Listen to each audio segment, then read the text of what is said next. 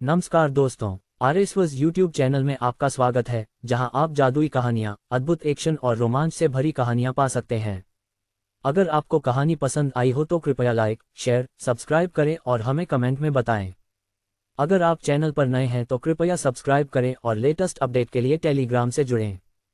Link description में है। आज हम लेकर आए हैं मिस्टर बिलियनेयर वेल्थ सिस्टम की नई कड़ी, एपिसोड 231। अगर आपने पहले के एपिसोड मिस कर दिए हैं तो जाकर जरूर देखें और इस सफर में हमारे साथ बने रहें। दोस्तों, हमारी दूसरी कहानियों को भी सपोर्ट दे। तो बिना किसी देरी के चलिए शुरू करते हैं आज का रोमांचक एपिसोड। एपिसोड 231। तुमने धोखा दिया। विवान ने उसे एक निष्पन्न चेहरे के साथ देखा और कहा, तुम देखो, तुम कह रहे हो कि मैंने धोखा दिया जब तुमने खुद धोखा दिया। तुम स्पष्ट रूप से अजीमिनियन में बात कर सकते हो, लेकिन तुमने पूरे समय नाटक किया। इसलिए मैंने तय किया कि मैं तुम्हारे साथ खेलूंगा। इसके बाद विवान ने उस आदमी की बातों को अनसुना कर दिया और उस भूमिका पर ध्यान केंद्रित किया जो वह उस समय निभा रहा था। उसने आगे बढ़कर उस जगह को खेला जहां वह आदमी नयला में बात कर रहा था। मुझे नहीं पता था कि चीजें कैसी थीं। ओह, मैं गलत था, मुझे बहुत खेद है। अब मैं चीजों को बेहतर ढंग से समझता हूं, मुझे पता है कि मैंने कहां गलती की। भले ही चीजें अभी भी अनिश्चित हों, मैं सीखना और सुधार करना जारी रखूंगा। मुझे अपने घर का हाल नहीं पता था, लेकिन वहाँ होटल सोइंग ईगल था। वहाँ के लोग इतिहास के बारे में बहुत कुछ जानते थे। अब मुझे अपने घर का हाल मालूम हुआ है और अब मुझे लगता है कि मुझे होटल के इतिहास को जानना चाहिए। लेकिन चीजें हमेशा वैसी नहीं होती हैं और लोग अपने तरीके से कार्य करते हैं। फिर भी हर अनुभव से सीखने की कोशिश की जाती है। अगर आप ठान लें तो आगे बढ़ने में कोई रोक नहीं है। लोगों का जीवन कभी आसान नहीं होता, कभी तो मुश्किलें आती हैं। जब आप एक प्रांत में रहते हैं, खासकर पूर्वी क्षेत्र में जहां बेतहाशा जंगल होते हैं, वहां घरों में रहना मुश्किल होता है क्योंकि सब कुछ कंट्रोल से बाहर हो सकता है। अब विवान ने अनुवाद करने में लगभग 10 मिनट का समय लिया, और चूंकि कमरे में कार्यवाही रिकॉर्ड की जा रही थी, उसे बार बार खुद को दोहराने की आवश्यकता नहीं थी क्योंकि वालनारो बस वीडियो के माध्यम से उस जानकारी को देख लेगा जो उसे नहीं मिली थी। जब वह खत्म हुआ तो उसने उस आदमी को देखा जिसकी आंखें लगभग निर्जीव थीं जब उसने सभी जानकारी का खुलासा किया जो एक रहस्य होना चाहिए था। उस क्षण में वह आदमी पछता रहा था कि वह वास्तव में इतना घमंडी हो गया था कि कोई भी उसकी बात नहीं समझ सकता था। तो उसने सोचा कि यह उसके लिए एक अच्छा अवसर था कि वह जो कुछ भी उसके दिल में था उसे छोड़ दे। ये एक बड़ा रहस्य था जिसे उसे कभी किसी और के सामने नहीं लाना चाहिए था। लेकिन अब जब उसके पास कोई था जो उसे सुनने के लिए तैयार था, तो वह इस अवसर का उपयोग करके सब कुछ कहने और अपने दिल को हल्का करने जा रहा था। इसके अलावा जो व्यक्ति उसे सुन रहा था वह तो उसे समझ भी नहीं सकता था। तो ये एक तीर से दो शिकार करने जैसा था। जानकारी का खुलासा नहीं करना, खैर वे समझ नहीं सकते थे और वह मानसिक रूप से राहत पाने जा रहा था। अब वह खुद को दुखी कर रहा था। अगर उसने इस बात पर विचार किया होता कि विवान ने अनुवाद करने के लिए भुगतान मांगा था, तो उसे पता होना चाहिए था कि विवान उसे समझ सकता था। इसके अलावा एक रिकॉर्डिंग थी, इसलिए अगर उन्होंने उस जानकारी का उपयोग किया जो उन्होंने प्राप्त की थी, तो जिस क्षण उन्होंने किसी को उनके लिए अनुवाद करने के लिए पाया, वे निश्चित रूप से जान जाएंगे कि वह क्या कह रहा था। विवान ने सिर हिलाया और वालनारो की ओर देखा और कहा, चलो इस मेजर से मिलते हैं जिसने मुझे यहाँ आने के लिए कहा था। अब जब मैं अच्छे मूड में हूं, मैं तुम्हें वापस वह 1 बिलियन रुपीस ट्रांसफर कर दूंगा जो तुमने मुझे दिया था। तुम लोग सैनिक हो और मैं तुम्हारे बजट के रूप में माने जाने वाले पैसे को नहीं लूंगा। इसलिए मैं तुम्हें कुछ साधारण के लिए दुखी नहीं करूंगा। इसलिए मेरी सेवाओं के लिए भुगतान के लिए तुम उस अनुरोध में जोड़ सकते हो जो तुम मुझे मदद करने के लिए करने वाले हो, जैसा कि हमारे बीच का सौदा था। विवान ने कहा और दरवाजे की ओर बढ़ने लगा। उसने पहले ही वह सब कुछ प्राप्त कर लिया था जो वह चाहता था। इसलिए सैनिकों के जीवन को कठिन बनाने के बजाय वह बाद में एक एहसान मांग सकता था। इसके अलावा कुल 100 बिलियन रुपीस में से 1 बिलियन रुपीस कुछ भी नहीं था जो उसने प्राप्त किया था। इसलिए वह अंततः 99 बिलियन रुपीस और इसके सभी के लिए एक एहसान प्राप्त करेगा। विवान, यह नहीं हो सकता। मैंने पहले ही सहमति दी थी कि पैसे तुम्हें दिए जाएंगे, इसलिए मैं उसे वापस नहीं ले सकता। मैं आखिरकार अपने शब्द का आदमी हूँ। वालनारो ने विवान का पीछा करते हुए कहा। दोनों ने उस दाढ़ी वाले आदमी को कमरे में अकेला छोड़ दिया, जबकि वह केवल अपनी सिर को मेज पर रखकर अपनी गलतियों पर पछता रहा था। वालनारो दूसरी ओर यह स्वीकार नहीं कर सका कि विवान क्या कर रहा था। उसके लिए यह विवान का उन पर और उनके अधीन सैनिकों पर दया दिखाने के समान था। वह ऐसा नहीं होने देगा क्योंकि वे सैनिकों के रूप में अपनी खुद की गरिमा की रक्षा करते थे। विवान ने उसकी ओर देखा और कहा, मैं तुम लोगों पर दया नहीं कर रहा हूँ। बस ये है कि जो पैसे मैंने प्राप्त किए हैं वे मेरे लिए कुछ नहीं करेंगे क्योंकि मेरे पास उससे अधिक पैसे हैं जो अभी भी निवेश के लिए जगह की तलाश में हैं। और मुझे लगा कि मेरे लिए अपनी सेवाओं के लिए भुगतान प्राप्त करना बेहतर होगा जो अंत में मेरी मदद कर सके। क्या तुम नहीं सोचते कि मेरी सेवाएं उस पैसे से कहीं अधिक मूल्यवान हैं जो बस मेरे खाते में रहेगा? वाल्नारो ने इसके बारे में सोचा और पाया कि विवान की बात सही थी। इसलिए उसने केवल एक आह भरी जब वह विवान के साथ उस दंगन से बाहर निकला जो अधिकांश लोगों की कल्पना से कहीं अधिक साफ था, फिर पार्किंग लॉट की ओर बढ़ा। इसके बाद वाल्नारो ने कार को और अंदर ले जाकर अपने अधीनस्थों को जो करने के लिए कहा था कुछ निर्देश दिए। विवान ने भी उस बूढ़ी महिला के लिए अपना संपर्क जानकारी छोड़ दी ताकि वह बाद में उससे संपर्क कर सके। इसके बाद विवान कार में बैठा रहा और गंतव्य पर पहुंचने का इंतजार किया। और ज्यादा समय नहीं लगा कि वे एक और चेक पॉइंट के पास पहुंचे। वाल्नारो के अनुसार वे एक और कंपनी के क्षेत्र में प्रवेश कर चुके थे, लेकिन फिर भी विवान को इसकी परवाह नहीं थी क्योंकि वह सैनिकों के साथ जुड़ने के लिए यहाँ नहीं था। वह केवल ये जानना चाहता था कि मेजर उससे क्यों मिलना चाहता था। लगभग 30 मिनट की ड्राइविंग के बाद वे एक ऐसे क्षेत्र में पहुंचे जहां कई इमारतें थीं जो विवान ने रिपर्स गार्जियन 11वीं कंपनी के बेस पर देखी थीं। न केवल इमारतें नियमित रूप से रखरखाव के कारण बेहतर दिख रही थीं, बल्कि वे और भी उन्नत थीं। विवान को यह सोचने से रोक नहीं सका कि क्या वह वास्तव में किसी और शहर में गया था या गार्जियन में। आखिरकार जिस तरह से क्षेत्र विकसित हुआ था वह किसी शहर से अलग नहीं था। इसके अलावा वहां सैनिक थे जो अपने नागरिक कपड़ों में घूम रहे थे, ठीक उसी तरह जैसे वाल्नारो ने विवान को लेने के लिए गए समय में कपड़े पहने थे, केवल ये कि वह अपनी आधिकारिक सैन्य वर्दी में बदल गया जब वे अपने बेस से बाहर निकल रहे थे। जब वे कार से बाहर निकले, विवान ने वाल्नारो का अनुसरण किया जो उन्हें उस सैन्य शहर के बीच में ले गया जिसे विवान ने नाम दिया। वे एक और चेक पॉइंट से गुजरे और फिर शहर में प्रवेश किया। वहां पहुंचने के बाद वे अभी भी शहर के केंद्र की ओर बढ़ते रहे और ज्यादा समय नहीं लगा कि वे एक हवेली के सामने पहुंचे। ये कुछ बड़ा नहीं था, बस एक मध्यम आकार की, लेकिन फिर भी इसमें एक कलात्मक स्पर्श था। इसमें एक आंगन था जो हरे रंग से भरा हुआ था। वाल्नारो ने हवेली के दरवाजे पर जाकर खटखटाया और ज्यादा समय नहीं लगा कि अंदर से कदमों की आवाज उनके पास आई। जब कदम रुके, दरवाजा खोला गया और एक पुराना चेहरा विवान के सामने आया। खैर, हालांकि विवान इसे पुराना कह रहा था, ये एक ऐसे व्यक्ति का था जो संभवतः अपने 50 के दशक में था और उसके बालों में कई सफेद बाल थे। फिर भी वह साफ सुथरा था, न केवल सैन्य वर्दी में बल्कि उसके बाल भी अच्छे से संवारे हुए थे। जैसे ही दरवाजा खोला गया, वाल्नारो ने ध्यान में खड़ा होकर एक सैन्य सलाम दिया। शुभ दिन मेजर, जब तुम मेरे हवेली में हो तो औपचारिकताओं की कोई आवश्यकता नहीं है। ये कुछ ऐसा है जो तुम्हें केवल तब करना चाहिए जब मैं उस समय ड्यूटी पर हूँ, मेजर ने हंसते हुए कहा और अपने हाथ को औपचारिकता को खत्म करने के लिए लहराया। फिर उसने विवान की ओर देखा जो उसे जिज्ञासा से देख रहा था। उसके चेहरे पर मुस्कान के साथ उसने कहा, तुमसे व्यक्तिगत रूप से मिलकर अच्छा लगा विवान। आपसे मिलकर अच्छा लगा मेजर, विवान ने जवाब दिया और मेजर के बढ़े हुए हाथ को शुभ किया। क्या मैं जान सकता हूं कि आपने मुझसे मिलने के लिए क्यों कहा?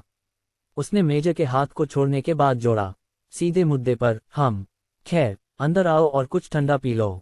इसके बाद हम उस कारण के बारे में बात कर सकते हैं कि मैंने तुम्हें यहाँ क्यों बुलाया, मेजर ने कहा। फिर उसने दोनों को हवेली के अंदर ले जाया।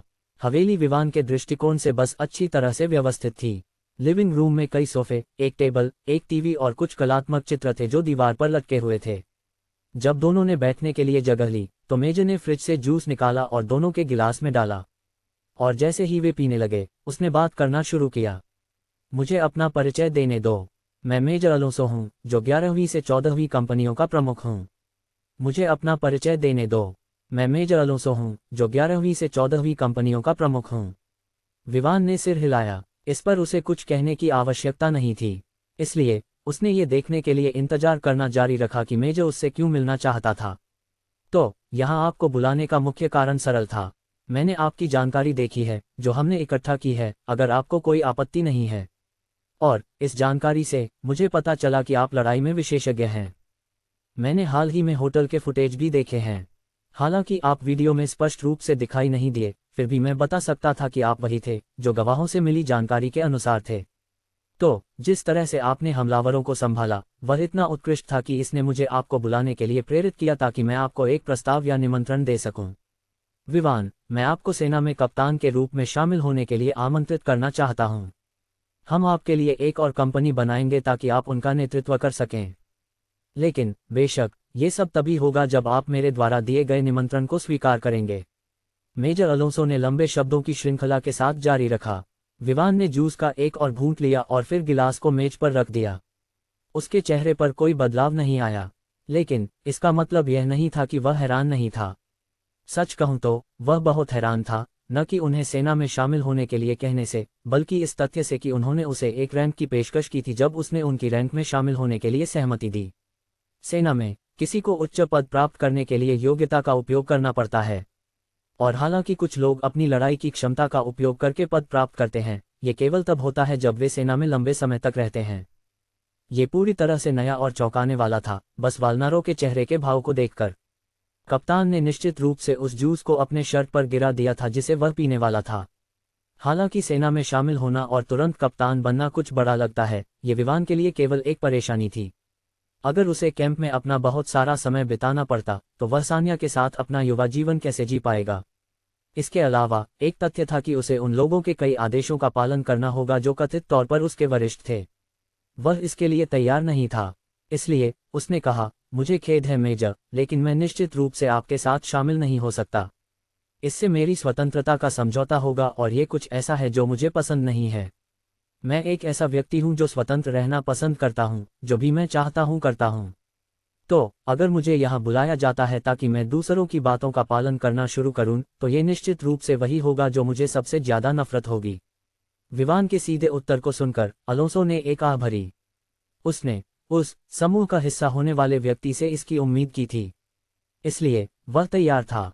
मुझे पता है, लेकिन आप जानते हैं कि जब आप एक सैनिक बनते हैं तो आपके पास बहुत सारी स्वतंत्रता होगी। कुछ चीजें ऐसी हैं जिन्हें आप अभी करते हैं तो उन्हें अवैध कहा जा सकता है, लेकिन जब आप सैनिक बन जाते हैं तो भले ही आप वह करें, कोई समस्या नहीं होगी जब तक आप अपना बैज दिखाते हैं। तो क्या आप फिर से इसके बारे में सोचने की कोशिश कर सकते हैं? विवान ने इस पर सिर हिलाया। अगर मैं पूरे सैन्य का कमांडर होता तो मैं निश्चित रूप से आपके साथ शामिल हो सकता, लेकिन अगर ये किसी निचले रैंक का व्यक्ति है तो उसे भूल जाइए। वालनारो ने विवान को ऐसे देखा जैसे उसकी आंखें बाहर निकलने वाली हों। वह हमेशा गर्वित था कि उसने एक ऐसे सैन्य में कप्तान का पद प्राप्त किया था जहां बहुत प्रतिस्पर्धा थी, लेकिन ये सब कड़ी मेहनत, समर्पण और बलिदानों के माध्यम से प्राप्त किया गया था। दूसरी ओर विवान को उसी पद की पेशकश की जा रही थी ताकि वह उनके साथ शामिल हो सके, और यह सब नहीं था। केवल कुछ वर्षों में विवान अपनी क्षमताओं के कारण अपनी रैंक बढ़ा सकता था जब तक कि वह कुछ प्रयास करता, लेकिन अब विवान ने सब कुछ ठुकरा दिया था और पूरे देश के सैन्य का कमांडर बनने की इच्छा रखी थी। ये कुछ ऐसा था जिसने उसे किसी हद तक गुस्सा दिलाया, लेकिन फिर भी उसने खुद को नियंत्रित रखा क्योंकि वह अपने सीधे वरिष्ठ एक मेजर की उपस्थिति में था। अलोंसो दूसरी ओर, हालांकि वह हैरान था, वह विवान द्वारा कहे गए शब्दों पर बिल्कुल भी गुस्सा नहीं था। उसे पता था कि विवान को उनके साथ शामिल होने के लिए मनाना कठिन था, लेकिन फिर भी उसके पास कुछ अन्य कार्ड थे जिनका वह उपयोग कर सकता था। उसने विवान की ओर देखते हुए मुस्कुराया। फिर उसने कहा, आपको पता होना चाहिए कि यह असंभवता है ना? यही मैं बताने की कोशिश कर रहा था। मेरे लिए सेना में शामिल होना असंभव है। यह नहीं है कि मैं कोई अपराधी हूं या कुछ और, लेकिन मुझे किसी के अधीन रहने का विचार पसंद नहीं है। मुझे स्वतंत्र रहना पसंद है, विवान ने जवाब दिया। अलोंसो ने सिर हिलाया और तय किया कि उसके लिए ट्रम्प कार्ड का उपयोग करना बेहतर होगा। ऐसा लगता था कि निम्न प्रस्तावों से उस युवा व्यक्ति को आकर्षित करने में कुछ नहीं होगा जो उसके सामने बैठा था। तो हम एक समझौता क्यों न करें?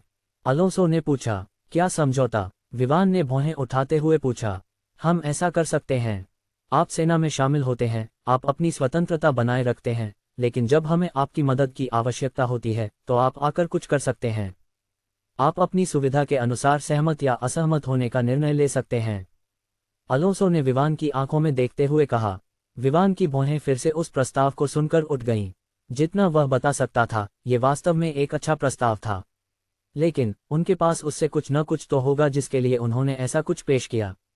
विवान मूर्ख नहीं था कि वह विश्वास करे कि वे किसी को भी सेना के नाम और बैच का उपयोग करने देंगे और जो वह चाहता है वह करने देंगे, लेकिन देश के प्रति कोई प्रतिबद्धता नहीं होगी। यह असंभव था, और आपको इसके बदले क्या मिलेगा? विवान ने संकीर्ण आंखों के साथ पूछा। हे चिंता मत करो, जो हम प्राप्त करेंगे वह बस वही होगा जो आप हमें प्रदान करेंगे। जब आप हमारी मदद करने के लिए सहमत होते हैं तो यही हमें मिलेगा। इसके अलावा हम पहले से ही आपसे कुछ प्राप्त कर रहे हैं, शरीर को मजबूत करने वाला समाधान। हालांकि आप भविष्य में हमसे कुछ मांगने के लिए स्वतंत्र हैं, मुझे यकीन है कि समाधान की कीमत उस चीज़ से अधिक है जो आपने हमसे मांगी थी। जो परिणाम उन्होंने दिए हैं वे हमें ये बताने के लिए पर्याप्त हैं। अलोंसो ने ईमानदारी से जवाब दिया। उसे पता था कि विवान जैसे व्यक्ति के लिए झूठ बोलने की कोई आवश्यकता नहीं थी। उसे साफ साफ सामने आकर सब कुछ कह देना चाहिए था, न कि छिपाने के लिए। अगर भविष्य में उसे पता चला कि वे उसका उपयोग कर रहे थे तो वे बाहर हो जाएंगे, और ये कुछ ऐसा था जिसे वे इस समय बर्दाश्त नहीं कर सकते थे। न केवल शरीर को मजबूत करने वाला समाधान जो विवान उन्हें प्रदान कर रहा था महत्वपूर्ण था, बल्कि अगर वह इसे दुश्मन देशों को देना शुरू कर देता तो यह उन्हें बहुत परेशानी में डाल सकता था। इसलिए उसे ये सुनिश्चित करना था कि भले ही वे विवान के साथ समझौता न करें, कम से कम उन्हें दुश्मन नहीं बनना पड़े। तत्स्थता भी उनके लिए एक विकल्प था। विवान ने अलोंसो द्वारा कहे गए विचारों पर विचार किया। कम से कम ये सौदा बुरा नहीं था। वह एक मिशन के समय उनकी मदद करने के लिए सहमत हो सकता था, और अगर वह नहीं करना चाहता था तो वह मना कर सकता था। लेकिन फिर उसे कुछ और पूछना था, क्या मुझे अभी भी आदेशों का पालन करना होगा और इसी तरह। अलोंसो ने फिर से आह भरी। उसने सोचा कि विवान के साथ क्या समस्या थी कि वह किसी और के आदेश का पालन करने से बस इनकार कर रहा था। अंत में वह केवल इसे उसकी युवा गर्म खून से जोड़ सकता था। दूसरे शब्दों में, युवा आमतौर पर बागी होते हैं और दूसरों द्वारा नियंत्रित होना पसंद नहीं करते। आपको इस बारे में चिंता करने की आवश्यकता नहीं है। जैसे मैंने पहले कहा, आप अपनी स्वतंत्रता बनाए रखेंगे। सेना में कोई भी आपको कुछ करने का आदेश नहीं दे सकेगा। ये केवल एक अनुरोध होगा और बस इतना ही। इसके अलावा आपकी रैंक के साथ आप उन अन्य सैनिकों को आदेश दे सकते हैं जो आपसे निचले स्तर पर हैं। शर्त यह है कि जो भी आप उन्हें करने के लिए आदेश दे रहे हैं वह अपराध करने या खुद को मारने के लिए नहीं होना चाहिए। लेकिन आपके पास कोई सैनिक नहीं होंगे जिनका आप नेतृत्व करेंगे। दूसरे शब्दों में, आपके पास एक रैंक होगी लेकिन कोई अधीनस्थ नहीं होगा। आपकी रैंक के मामले में नीचे के सभी सैनिकों को आपके अधीनस्थ माना जा सकता है। अलोंसो ने कहा। वालनारो जो ये सब सुन रहा था वह सदमे और जलन से मरने वाला था। यहाँ तक कि वह खुद, एक कप्तान, किसी अन्य कंपनी के किसी भी सैनिक को आदेश नहीं दे सकता था। विवान ने इसके बारे में सोचा और पूछा, मुझे फिर से कौन सी रैंक मिल रही थी? विवान उस रैंक को प्राप्त करने के लिए इच्छुक नहीं था जो इतनी कम थी कि उसके पास ज़्यादा अधिकार नहीं था। आपको वही रैंक दी जाएगी जो मेरी है। आप मेजर होंगे जब तक कि आप इस सौदे पर सहमत होते हैं। अलोंसो ने अपने चेहरे पर एक तिरछी मुस्कान के साथ जवाब दिया। आपको वही रैंक दी जाएगी जो मेरी है। आप मेजर होंगे जब तक कि आप इस सौदे पर सहमत होते हैं। अलोंसो ने अपने चेहरे पर एक तिरछी मुस्कान के साथ जवाब दिया। विवान ने सोचा और फिर पूछा, क्या मेरी रैंक इससे अधिक ऊंची हो सकती है? अलोंसो ने विवान के द्वारा पूछे गए प्रश्न पर अपने होंठों को हिलाते हुए महसूस किया। विवान को मेजर की रैंक देना तो कर्नल का निर्णय था। उसे खुद नहीं लगता था कि विवान जैसे युवा व्यक्ति को सेना में इतनी शक्ति दी जानी चाहिए, लेकिन कोई भी प्रतिबंध नहीं होना चाहिए। वह उस शक्ति का दुरुपयोग कर सकता था जो उसे दी गई थी। लेकिन अंत में कर्नल ने इस पर जोर दिया। अंत में मेजर ने ये बात विवान को सेना में शामिल करने के लिए अपने ट्रम्प कार्ड के रूप में अंतिम क्षण में उल्लेख करने का निर्णय लिया। लेकिन अब क्या हो रहा था? वह रैंक जिसे उसने विवान के लिए बहुत बड़ा समझा था, अब विवान उसे छोटा मान रहा था और उससे अधिक ऊंची रैंक की इच्छा कर रहा था। उसे खुद को सेना में 2 दशकों से अधिक समय तक मेहनत करनी पड़ी, कई खतरों का सामना करना पड़ा, तब जाकर वह 1 दशक तक कप्तान रहने के बाद मेजर के रूप में पदोन्नत हुआ। फिर भी उसने अपने चेहरे पर ज्यादा कुछ नहीं दिखाया। उसने विवान को एक हल्की मुस्कान के साथ देखा और जवाब दिया, हाँ, आपके लिए अपनी रैंक बढ़ाना और कर्नल बनना संभव है, लेकिन ये केवल तब हो सकता है जब आपके पास कई उपलब्धियां हों। दूसरे शब्दों में, यदि आप एक उच्च रैंक प्राप्त करना चाहते हैं तो आपको कुछ मिशन लेने होंगे और उन्हें पूरी तरह से पूरा करना होगा। जब आप पर्याप्त योग्यता प्राप्त कर लेंगे तो आपको कर्नल के रूप में पदोन्नत किया जा सकता है। विवान ने अलोंसो को एक निष्पन्न चेहरे के साथ देखा। उसे पता था कि वह व्यक्ति चालाकी करने की कोशिश कर रहा है, लेकिन ये कुछ ऐसा था जिसे वह आसानी से पहचान सकता था। अलोंसो उसे जो बता रहा था वह सरल था। सेना के लिए अधिक उपयोगी बनो और आपको कर्नल बनाकर पुरस्कृत किया जाएगा। बस इतना ही। अंत में उसने सिर हिलाया। उसके पास सिस्टम से अभी भी बहुत सारे मिशन थे। हालांकि ऐसा लग रहा था कि उसके पास केवल एक ही मिशन है, जो कि 5 उद्योगों पर नियंत्रण करना है। ये कुछ ऐसा था जिसे पूरा करने में बहुत प्रयास लगेगा। इसलिए वह अन्य चीजों में खुद को शामिल नहीं करना चाहता था जो उसके समय का बहुत अधिक लेगी। हालांकि उसे बहुत काम करना पसंद नहीं था, उसके पास चीजों को अधिक गंभीरता से लेने और देनाली के साथ मिलकर काम करने के अलावा कोई विकल्प नहीं था ताकि शर्तें तेजी से पूरी हो सकें। सेना की रैंक उसके लिए केवल एक सजावट थी। ऐसा नहीं था कि वह किसी भी समय दी गई शक्ति का उपयोग करने की योजना बना रहा था। दूसरे शब्दों में, उसने इसे केवल एक एहतियात के रूप में स्वीकार करने का निर्णय लिया। ठीक है, मुझे वह बैज कैसे मिलेगा? विवान ने पूछा, जबकि वह जिस सोफे पर बैठा था उस पर पीछे की ओर झुक गया। अलोंसो ने मुस्कुराया और फिर अपने हाथों को ताली दी, और तुरंत बाद हवेली का दरवाजा खोला गया और 3 सैनिक अपने वर्दी में लिबास करते हुए लिविंग रूम में प्रवेश किए। उनमें से प्रत्येक के हाथ में कुछ था, उनके हाथों में भी दस्ताने थे, और जब वे कमरे में प्रवेश कर रहे थे वे एक परेड की तरह चल रहे थे। सामने वाला सैनिक एक काले सैन्य वर्दी को लेकर आया था जो अच्छी तरह से मोड़ी गई थी। इसके ऊपर एक जोड़ी सैन्य बूट थे। उसके पीछे वाला सैनिक एक ऐसा चीज लेकर आया जो एक वेलवेट बॉक्स में रखा हुआ बैज लग रहा था, और अंतिम सैनिक एक छोटे आयताकार बॉक्स को लेकर आया। बॉक्स के अंदर क्या है ये विवान नहीं देख सका अभी तक। जब तीनों लिविंग रूम के बीच में पहुंचे तो वे सीधे खड़े हो गए और अलोंसो के आदेश की प्रतीक्षा करने लगे। अलोंसो अपनी सीट से खड़ा हुआ, फिर उसने वालनारो की ओर देखा जो सोफे पर बैठे थे और उनकी आंखें धुंधली थीं। उनके हाथ में जो गिलास था वह अभी भी उस जूस से आधा भरा हुआ था जो उन्होंने उन्हें दिया था। अंत में अलोंसो ने सिर हिलाया। उसे समझ में आया कि वालनारो हैरान था। खैर, वह अकेला नहीं था जो हैरान था, वह भी इस तरह था, हालांकि थोड़ा बेहतर, जब कर्नल ने उस मामले पर अपना निर्णय दिया था जो उसने उसके सामने रखा था। उसने वालनारो को अभी के लिए छोड़ने का निर्णय लिया। वह उन 3 सैनिकों की ओर बढ़ा जो सीधे और स्थिर खड़े थे जैसे वे मूर्तियां हों।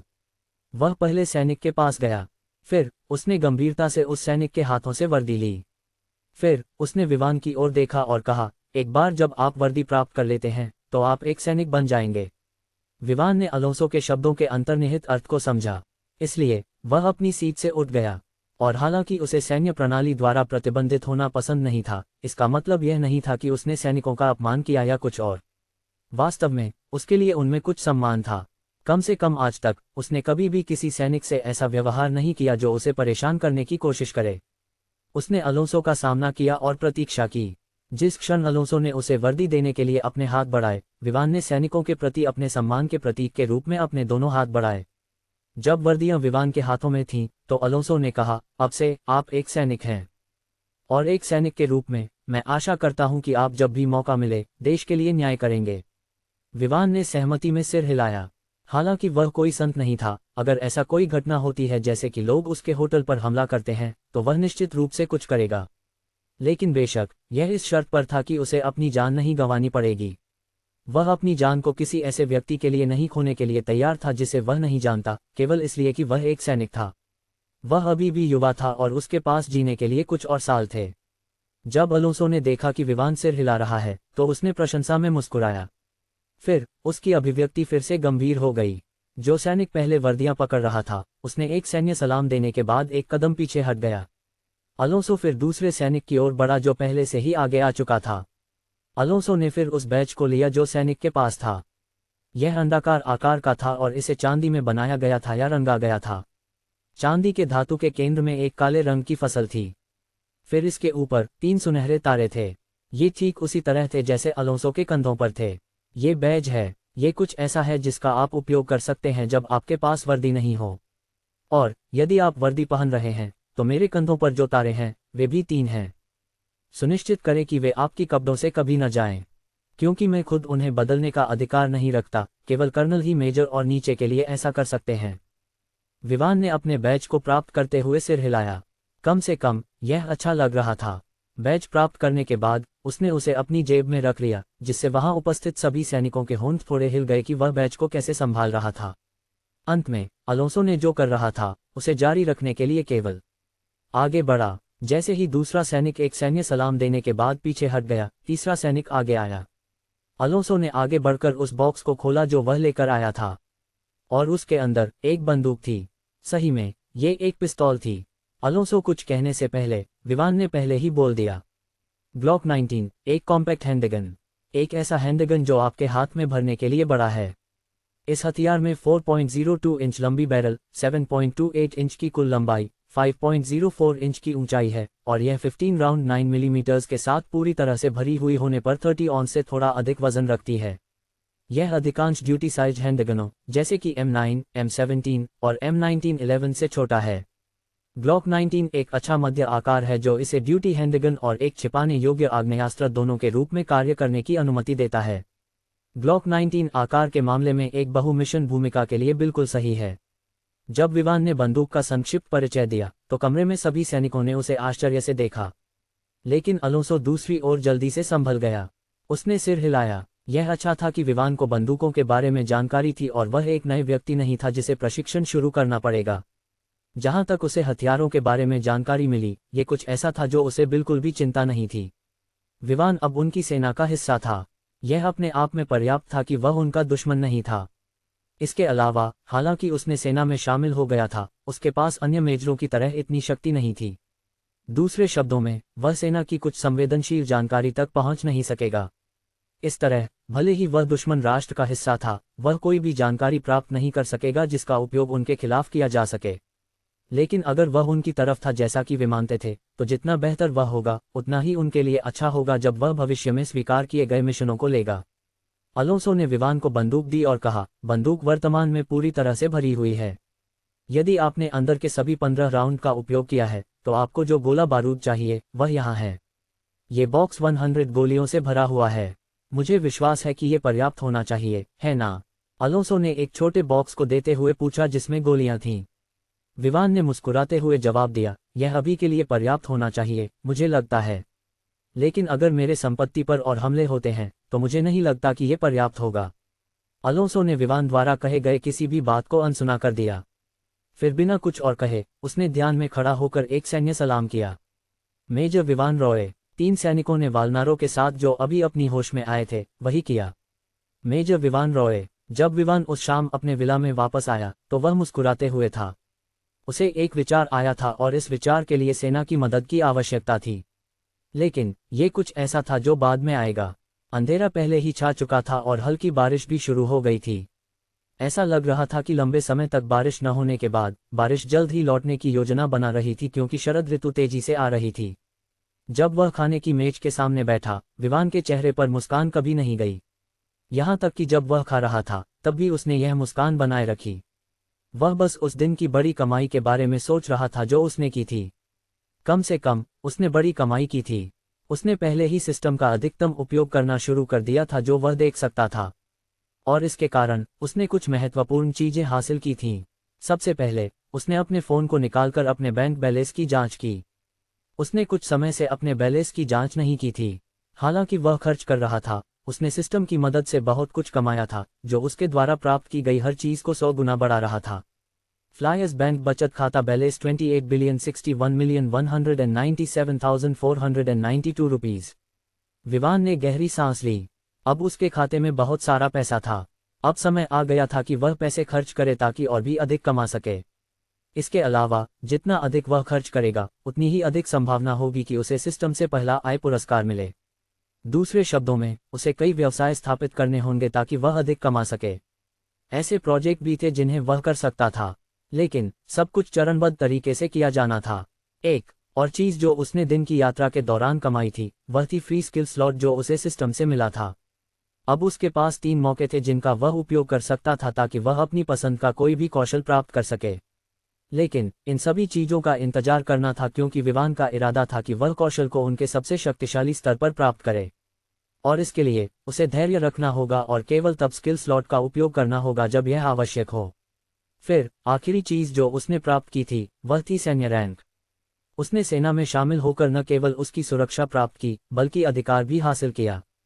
जिस सुरक्षा का वह उल्लेख कर रहा था, वह इस तथ्य से आई थी कि वह अब किसी भी पुलिस अधिकारी को उसे गिरफ्तार करने से रोक सकता था। दूसरे शब्दों में, भले ही वह कुछ गुंडों को पीट दे जो उसके लिए परेशानी पैदा कर रहे थे, कोई समस्या नहीं होगी। इसने उसके लिए चीज़ों को आसान बना दिया था क्योंकि उसकी सान्या के लिए प्रशिक्षण कार्यक्रम में बहुत सारी लड़ाइयाँ शामिल थीं ताकि वह सभी आवश्यक अनुभव प्राप्त कर सके।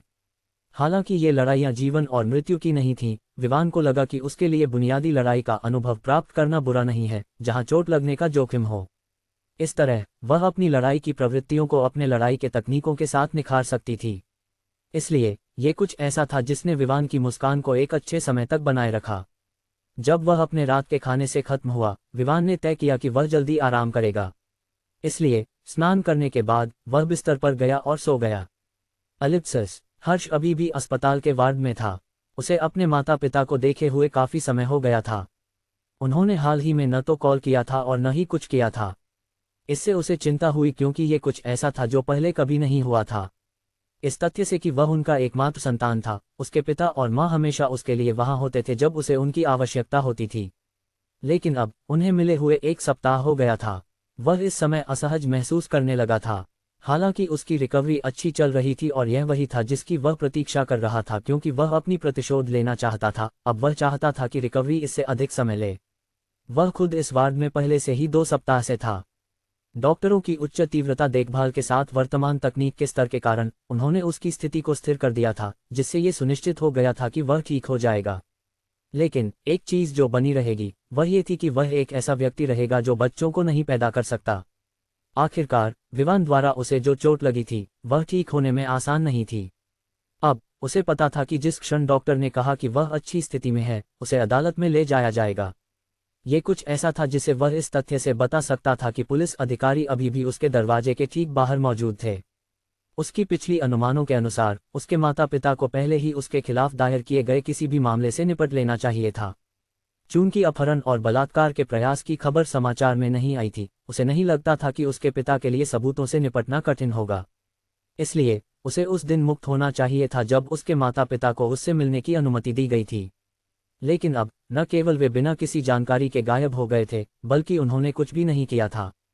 क्या हो रहा है? क्या ये संभव है कि उन्होंने तय किया कि मुझे इस स्थिति से बाहर निकालने में मदद करना जारी रखना उचित नहीं है? लेकिन ये बिल्कुल भी समझ में नहीं आता। आखिरकार मैं उनका एकमात्र बच्चा हूँ, उनका भविष्य। हर्ष सोचने लगा, या क्या ये हो सकता है कि उन्होंने मुझे छोड़ने का निर्णय लिया है क्योंकि मैं अब बच्चों को नहीं पैदा कर सकता जब तक कि कोई समाधान नहीं मिल जाता। अगर ऐसा है तो मैं सुनिश्चित करूंगा कि मैं उस बेशर्म और उसकी बेशर्म को मार दूं। भले ही मुझे उसके बाद जेल जाना पड़े, मैंने पहले ही उनसे प्रतिशोध ले लिया होगा। क्रैक। इस क्षण में वार्ड का दरवाजा खुला और एक डॉक्टर सामान्य सफेद कोट में कमरे में प्रवेश किया। उसके हाथ में एक फाइल थी जिसे हर्ष अच्छी तरह से याद करता था। ये वही फाइल थी जिसका उपयोग उसकी रिकवरी प्रगति की निगरानी के लिए किया जाता था। डॉक्टर ने हर्ष को देखा और कहा, आप आज कैसे हैं? हर्ष अपनी सोच से बाहर आया और सामने खड़ी महिला डॉक्टर को देखा। वह एक सुंदर, परिपक्व महिला थी और निश्चित रूप से हर्ष की वासना भरी प्रवृत्ति जाग उठी जब उसने डॉक्टर को घूरा। उसकी बिना छिपी नजर ने डॉक्टर को चिंतित कर दिया। उसने उसकी स्थिति के बारे में पूछने का प्रयास छोड़ दिया और सीधे उस बिंदु पर चली गई जो उसे यहाँ लाया था। उसने पिछले कुछ दिनों से हर्ष के घूरने के व्यवहार को सहन करने की कोशिश की थी, लेकिन अब वह और सहन नहीं कर सकी। आपकी चुप्पी से मैं बता सकती हूँ कि आप अंततः ठीक हैं और अस्पताल से छुट्टी के लिए तैयार हैं। आपको बिलों और इसी तरह की चीज़ों की चिंता करने की आवश्यकता नहीं है क्योंकि वे पहले ही चुका दिए गए हैं। इसलिए आप वार्ड के कपड़े बदलने के बाद स्वतंत्र रूप से जा सकते हैं। घर पर सुरक्षित यात्रा करें, डॉक्टर ने कहा। जैसे ही उसने अपनी बात खत्म की, उसने हर्ष से मुंह मोड़ लिया और दरवाजे की ओर बढ़ गई। डॉक्टर के शब्दों ने हर्ष को उसके हताशा से बाहर निकाल दिया। जिस क्षण उसने डॉक्टर द्वारा कहे गए शब्दों को याद किया, उसे तुरंत लगा कि उसकी दुनिया ढह रही है। वह बिस्तर से बाहर निकलने के लिए दौड़ा, लेकिन इस प्रक्रिया में खुद को चोट पहुंचा ली। वह अभी भी पूरी तरह से ठीक नहीं हुआ था क्योंकि उसे यहाँ और भी कुछ समय रहना था, लगभग 2 सप्ताह और। उसने दर्द में कराहते हुए खुद को संभाला, लेकिन उसने खुद को नियंत्रित किया और डॉक्टर पर चिल्लाया जो पहले ही दरवाजे पर थी। डॉक्टर, मैं बिल्कुल ठीक नहीं हूँ। मुझे अभी और समय चाहिए ठीक होने के लिए। लेकिन चाहे वह कितनी भी जोर से चिल्लाए, डॉक्टर ने उसे अनसुना कर दिया और दरवाजे के पास खड़े 2 अधिकारियों की ओर मुड़कर बोली, मैंने पुष्टि की है कि मरीज अच्छी स्थिति में है, इसलिए मैं आज उसे अस्पताल से छुट्टी देने जा रही हूँ। अधिकारियों ने उसकी ओर देखा और फिर उस कमरे में देखा जहां हर्ष दरवाजे की ओर लंगड़ाते हुए बढ़ रहा था।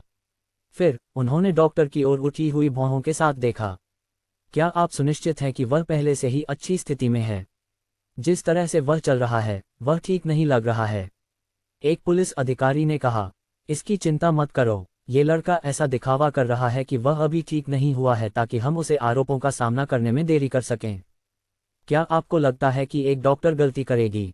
दूसरे अधिकारी ने कहा। वह वही था जिसने पिछले हफ्ते हर्ष के माता पिता का पीछा किया था। यह मामला होना चाहिए। दूसरे अधिकारी ने भी यही सोचा। इसलिए उसने डॉक्टर को सिर हिलाया और कहा, धन्यवाद डॉक्टर।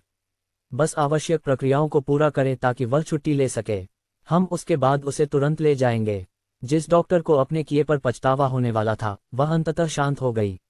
जिस तरह से दोनों अधिकारी व्यवहार कर रहे थे, ये स्पष्ट था कि उन्हें हर्ष की स्थिति की बिल्कुल परवाह नहीं थी। इसने उसे आराम दिया, इसलिए उसने उन्हें मुस्कुराते हुए देखा और फिर सिर हिलाकर वहां से चली गई। उसे हर्ष को जितनी जल्दी हो सके अस्पताल से बाहर करना था। दूसरी ओर हर्ष निराश था। उसने अभी क्या देखा, वह अभी भी ठीक नहीं हुआ था, लेकिन वे कह रहे थे कि वह जाने के लिए तैयार है।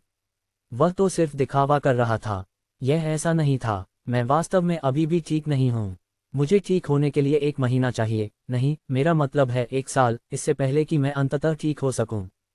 हर्ष ने घबराए हुए स्वर में चिल्लाया, लेकिन उसके शब्दों ने दोनों अधिकारियों की ओर से एक घूरने का सामना किया। अब वे सुनिश्चित थे कि हर्ष दिखावा कर रहा था। आखिरकार डॉक्टर के अनुसार हर्ष को अदालत में ले जाने के लिए ठीक होने के लिए अधिकतम केवल 2 सप्ताह बचे थे। लेकिन ऐसा लग रहा था कि उन्होंने हर्ष की रिकवरी की गति को कम करके आंका था, क्योंकि वह उस समय से पहले ही ठीक हो गया था जब उसे होना चाहिए था। और अब जब वह ये दावा कर रहा था कि उसे अभी 1 साल और चाहिए, तो ये स्पष्ट था कि वह उस मामले से बचने की कोशिश कर रहा था जो उसके ऊपर था।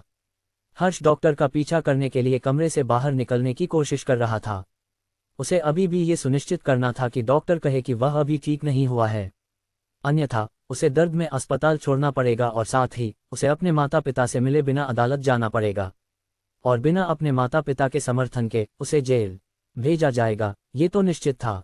लेकिन वह बिना अपने प्रतिशोध लिए वहां जाने के लिए तैयार नहीं था। यह उसके लिए अस्वीकार्य था।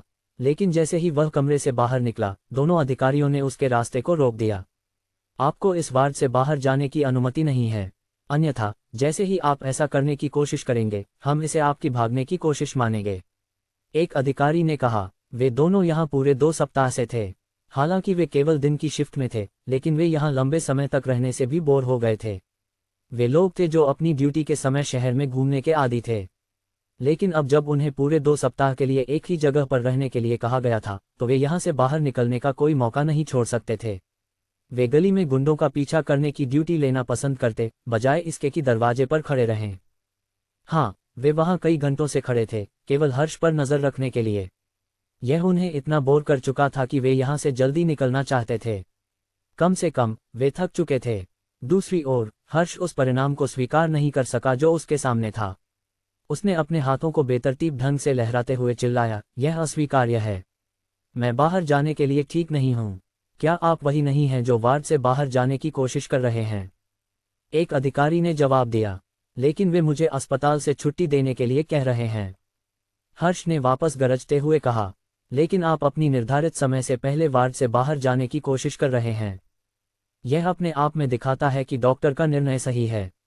इसलिए युवा, बेहतर है कि आप कमरे में वापस जाएं इससे पहले कि हम आपको मजबूर करें। और 2 सप्ताह बाद यह दिखावा करने की कोशिश न करें कि आप अभी भी ठीक नहीं हुए हैं, अधिकारी ने तेज स्वर में कहा। अंत में हर्ष को अंदर रहने के लिए मजबूर किया गया जब तक कि उसे लगभग 30 मिनट बाद अंततः छुट्टी नहीं दी गई। और जिस क्षण डॉक्टर ने दस्तावेज दिए जो दिखाते थे कि हर्ष को अस्पताल से छुट्टी दी गई थी, दोनों अधिकारियों ने चौड़ी मुस्कान के साथ हर्ष को जैसे जीवनदायिनी आलू की थैली की तरह उठाया। चूंकि वह दिखावा कर रहा था कि वह घायल है, दोनों अधिकारियों ने कोई आपत्ति नहीं की और उसे अस्पताल से बाहर ले गए। उन्होंने सोचा कि यह उनके लिए एक छोटी सी कीमत है जब तक कि वे अपनी ड्यूटी से मुक्त हो रहे थे। जब वे अस्पताल से बाहर निकले तो वे एक कार में चढ़ गए जो पहले से ही उनके लिए वहां इंतजार कर रही थी।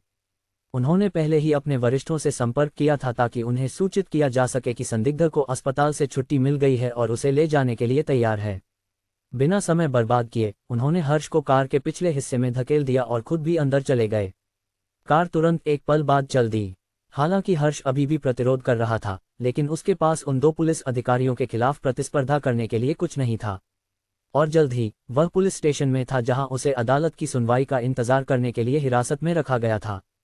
एलिप्सिस। अगले दिन उसे अंततः कोई मिलने आया। ये व्यक्ति उसका वकील था जो इस समय तक उसके परिवार के मामलों को संभाल रहा था।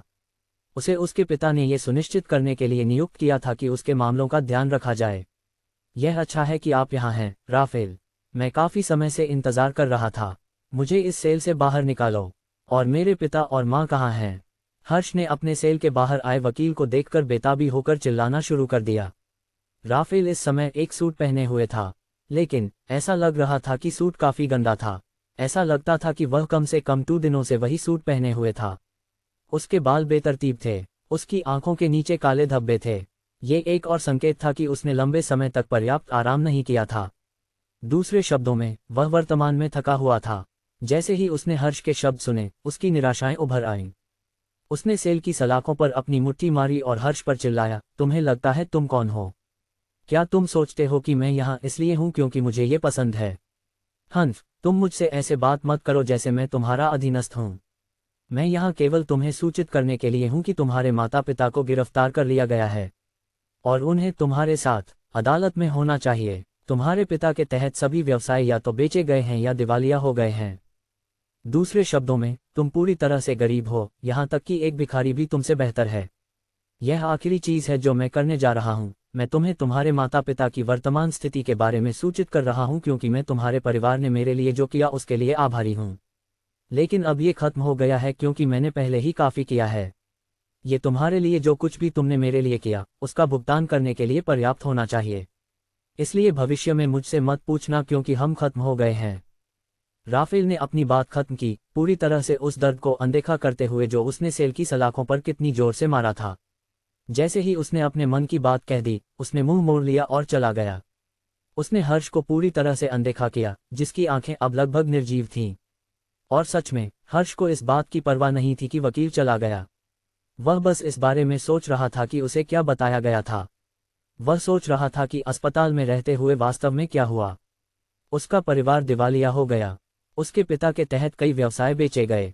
यह उसके लिए पूरी तरह से असंगत था। हालांकि वह परिवार के व्यवसाय के प्रति गंभीर नहीं था, इसका मतलब यह नहीं था कि वह इसके बारे में पूरी तरह से अनजान था। वह अस्पताल में भर्ती होने से पहले अपने परिवार के व्यवसाय की स्थिति जानता था।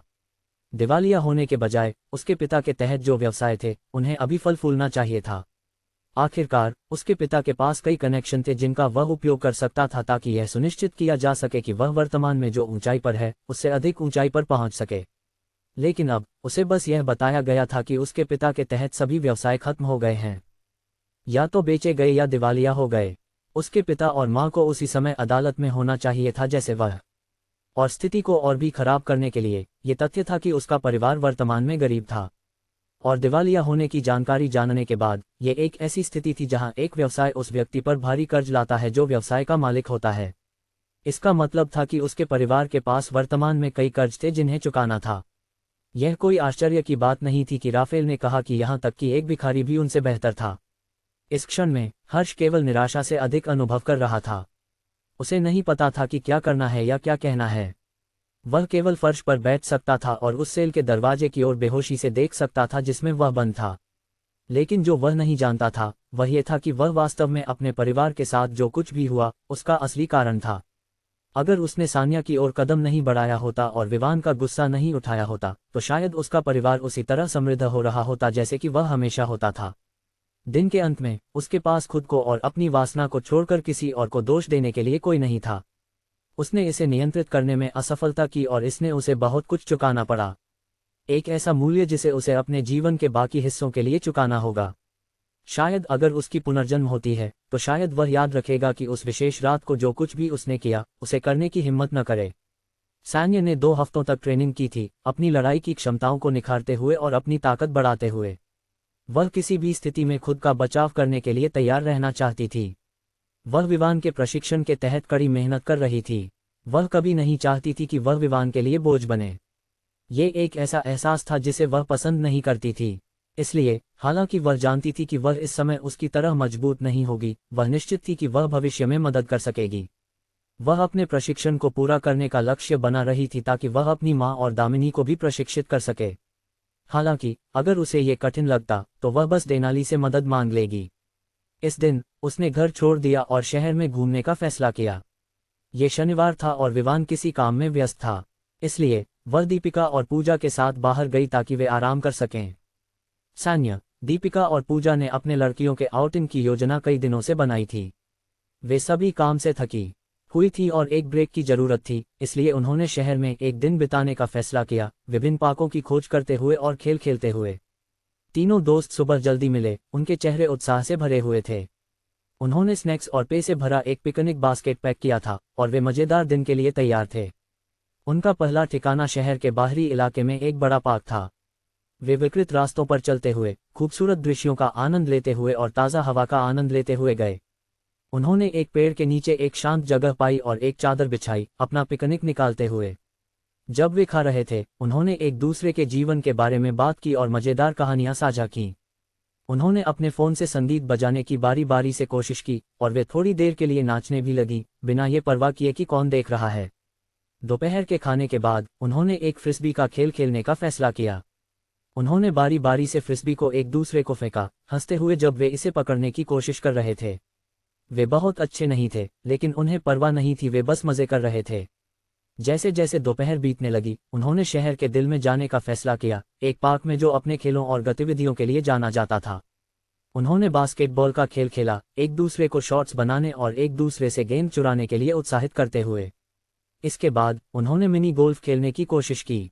उन्होंने हंसते हुए कहा कि कौन खेल में सबसे खराब है, लेकिन उन्होंने अपनी कौशल की कमी को मजे करने से नहीं रोका। अंत में उन्होंने एक स्केटिंग स्टेडियम में दिन का समापन किया। उन्होंने देखा कि कई स्केटर्स अपनी क्षमताओं का अभ्यास कर रहे थे या प्रदर्शन करने की कोशिश कर रहे थे। इसके अलावा चूंकि तीनों सुंदर महिलाएं थीं, कई लोग उन्हें लुभाने की कोशिश कर रहे थे। लेकिन चूंकि दीपिका और सान्या दोनों के बॉयफ्रेंड थे, इसलिए उनमें से कोई भी यहाँ के लड़कों या उनकी क्षमताओं पर नहीं गिरा। पूजा के लिए उसे उनकी परवाह नहीं थी, वह बस उन्हें प्रदर्शन करते हुए देखना पसंद करती थी और बस इतना ही।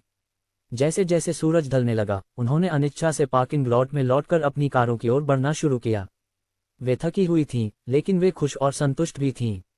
उन्होंने शहर की खोज में, खेल खेलते हुए और एक दूसरे की कंपनी का आनंद लेते हुए दिन बिताया था। सान्या उस दिन अपनी कार में नहीं गई। इसका कारण सरल था, वह विमान के तहत चल रही ट्रेनिंग को छोड़ना नहीं चाहती थी। इसलिए जैसे जैसे रात बढ़ने लगी, उसने सड़कों पर चलने का फैसला किया। उसे पता था कि रात का समय सबसे अच्छा समय है जब गैंगस्टर बाहर होते हैं। इसलिए उसने अपना फ़ोन निकाला और विवान को अपनी स्थिति के बारे में टेक्स्ट किया, फिर जो कुछ भी कर रही थी उसे जारी रखा। उसे यकीन था कि विवान उसे ढूंढ लेगा। उसने दिन के दौरान उसे संपर्क किया था, इससे पहले कि उसने उसे सूचित किया कि वह अपने दो दोस्तों के साथ समय बिता रही है। आखिरकार उसने समझौता किया कि वह शाम को उसके साथ समय बिताने वाला है। और वर्तमान में समय लगभग 1700 बजे था। ये लगभग दिन का समय था और उसने उस समय विवान के साथ बिताने का फैसला किया। जैसे जैसे वह चल रही थी, उसने सुनिश्चित किया कि वह कम जनसंख्या वाले क्षेत्रों की ओर बढ़े। ये वे साइट थे जहां गैंगस्टर आमतौर पर घूमते थे, इसलिए अगर वह उन गैंगस्टरों को ढूंढना चाहती थी तो उसे सुनिश्चित करना था कि वह उस दिशा में जाए। लेकिन लंबे समय तक चलने के बाद भी उसने निराशा से मुंह मोड़ लिया, क्योंकि उसने एक भी गैंगस्टर नहीं देखा। ये काफी असामान्य था, लेकिन फिर भी उसने चलना जारी रखा, चारों ओर देखती रही। उसे इस बात की चिंता नहीं थी कि विवान उसे नहीं पाएगा, क्योंकि वह आसानी से उसकी स्थिति को ट्रैक कर सकता था। उसने सुनिश्चित किया था कि वह स्थान चालू है। जैसे जैसे समय बीतता गया, वह गैंगस्टरों की कमी से निराश होने लगी। उसने पहले ही शरीर को मजबूत करने वाला समाधान ले लिया था ताकि वह अपनी थकान से उबर सके, जो उसने अपनी दो बहनों के साथ समय बिताते समय महसूस की थी। और जैसे जैसे अधिक समय बीतता गया, गैंगस्टरों की तलाश करने के बजाय उसने तय किया कि वह जिस भी गैंगस्टर से मिलेगी उससे लड़ेगी। तो जब एक समूह गैंगस्टरों ने उसके रास्ते को पार किया, तो उसने इसे अपने प्रशिक्षण को परखने का एक अवसर माना। वे एक नाइट क्लब के बाहर खड़े थे, उनके चेहरे पर तिरस्कार था जैसे वे लोगों को अंदर और बाहर आते जाते देख रहे थे। सान्या उनके पास से गुजरी, उसका सिर ऊंचा था, लेकिन वह जानती थी कि उनकी नजरें उस पर थीं। वह जानती थी कि वे उसका आकलन कर रहे थे, ये सोचते हुए कि वह वहां क्या कर रही थी। उसने उन्हें नजरअंदाज किया और चलती रही, लेकिन जैसे ही वह पास हुई, एक गैंगस्टर आगे बढ़ा और उसके रास्ते को रोक दिया। तुम कहाँ जा रही हो? उसने कहा। उसकी आवाज़ नीची और खतरनाक थी। सान्या ने झिझकी नहीं। उसने गैंगस्टर की आंखों में सीधे देखा और कहा, मैं बस गुजर रही हूँ, मेरे रास्ते से हट जाओ। सान्या सिर्फ उन पर हमला नहीं करना चाहती थी, उसे ये सुनिश्चित करना था कि ऐसा कुछ हो कि यह लगे कि वह खुद का बचाव कर रही है। और यही कारण था कि उसने अब जो कुछ भी किया, उसे करने का फैसला किया। वह निश्चित थी कि ये लोग उसे उसकी असाधारण सुंदरता से नहीं छोड़ेंगे, और यह भी कि अंधेरा पहले से ही छाने लगा था। गैंगस्टर हंसे, एक क्रूर आवाज जो सान्या की रीढ़ में सिहरन पैदा कर गई। क्या तुम सोचती हो कि तुम मजबूत हो, छोटी लड़की? चलो देखते हैं कि तुम सच में कितनी मजबूत हो।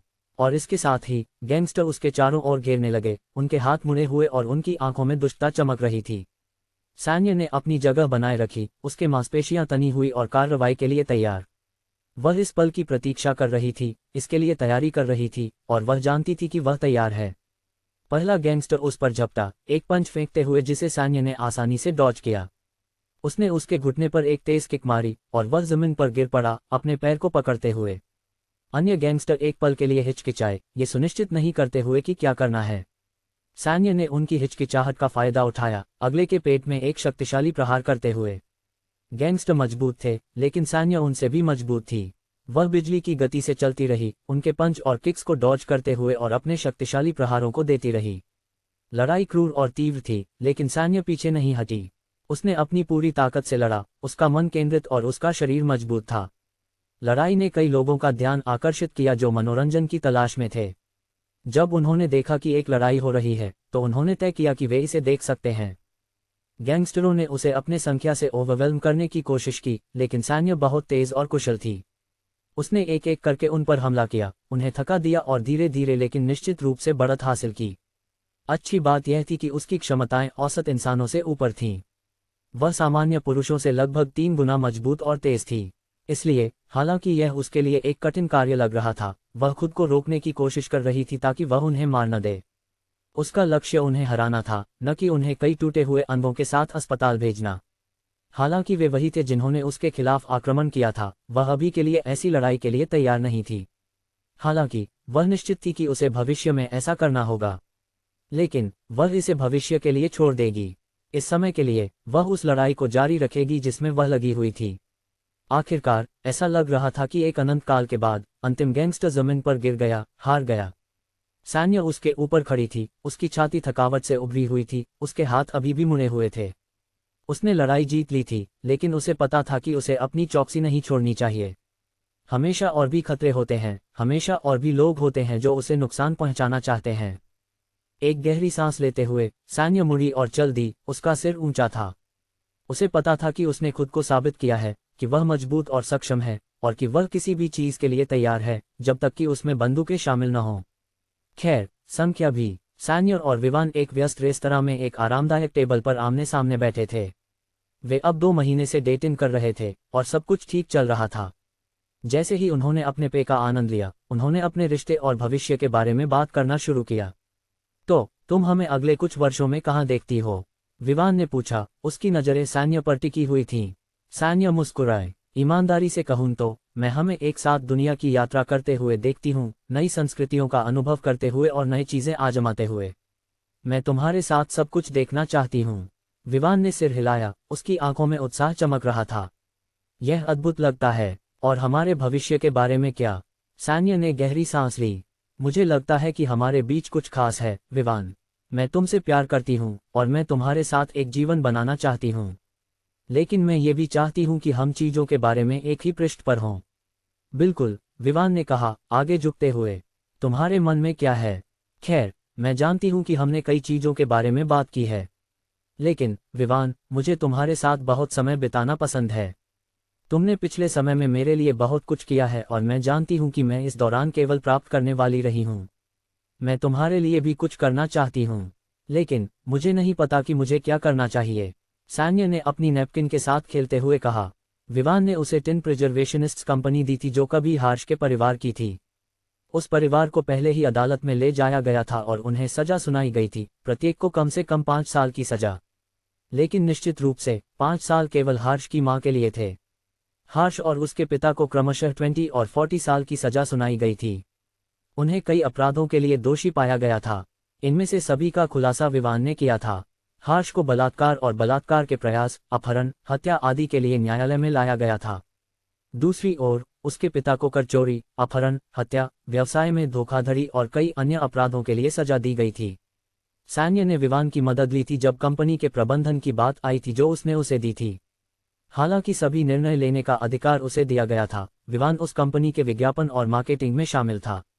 उसने उसे कई वित्तीय सहायता भी प्रदान की थी जिससे कंपनी को बढ़ावा मिला और इसे विभिन्न शहरों में कई शाखाएं स्थापित करने में मदद मिली। ये कुछ ऐसा था जो अभी भी चल रहा था और पूरा नहीं हुआ था। लेकिन निश्चित रूप से उन्होंने कंपनी का नाम बदलने का सुनिश्चित किया ताकि वे उस दाग को मिटा सकें जो विवान ने पहले उस पर लगाया था। वर्तमान में कंपनी का नाम एमेरेल्ड फूड कैनिंग था। अब ये केवल मांस कैनिंग में नहीं थी बल्कि अन्य खाद्य पदार्थों में भी जो कैन किए जा सकते थे।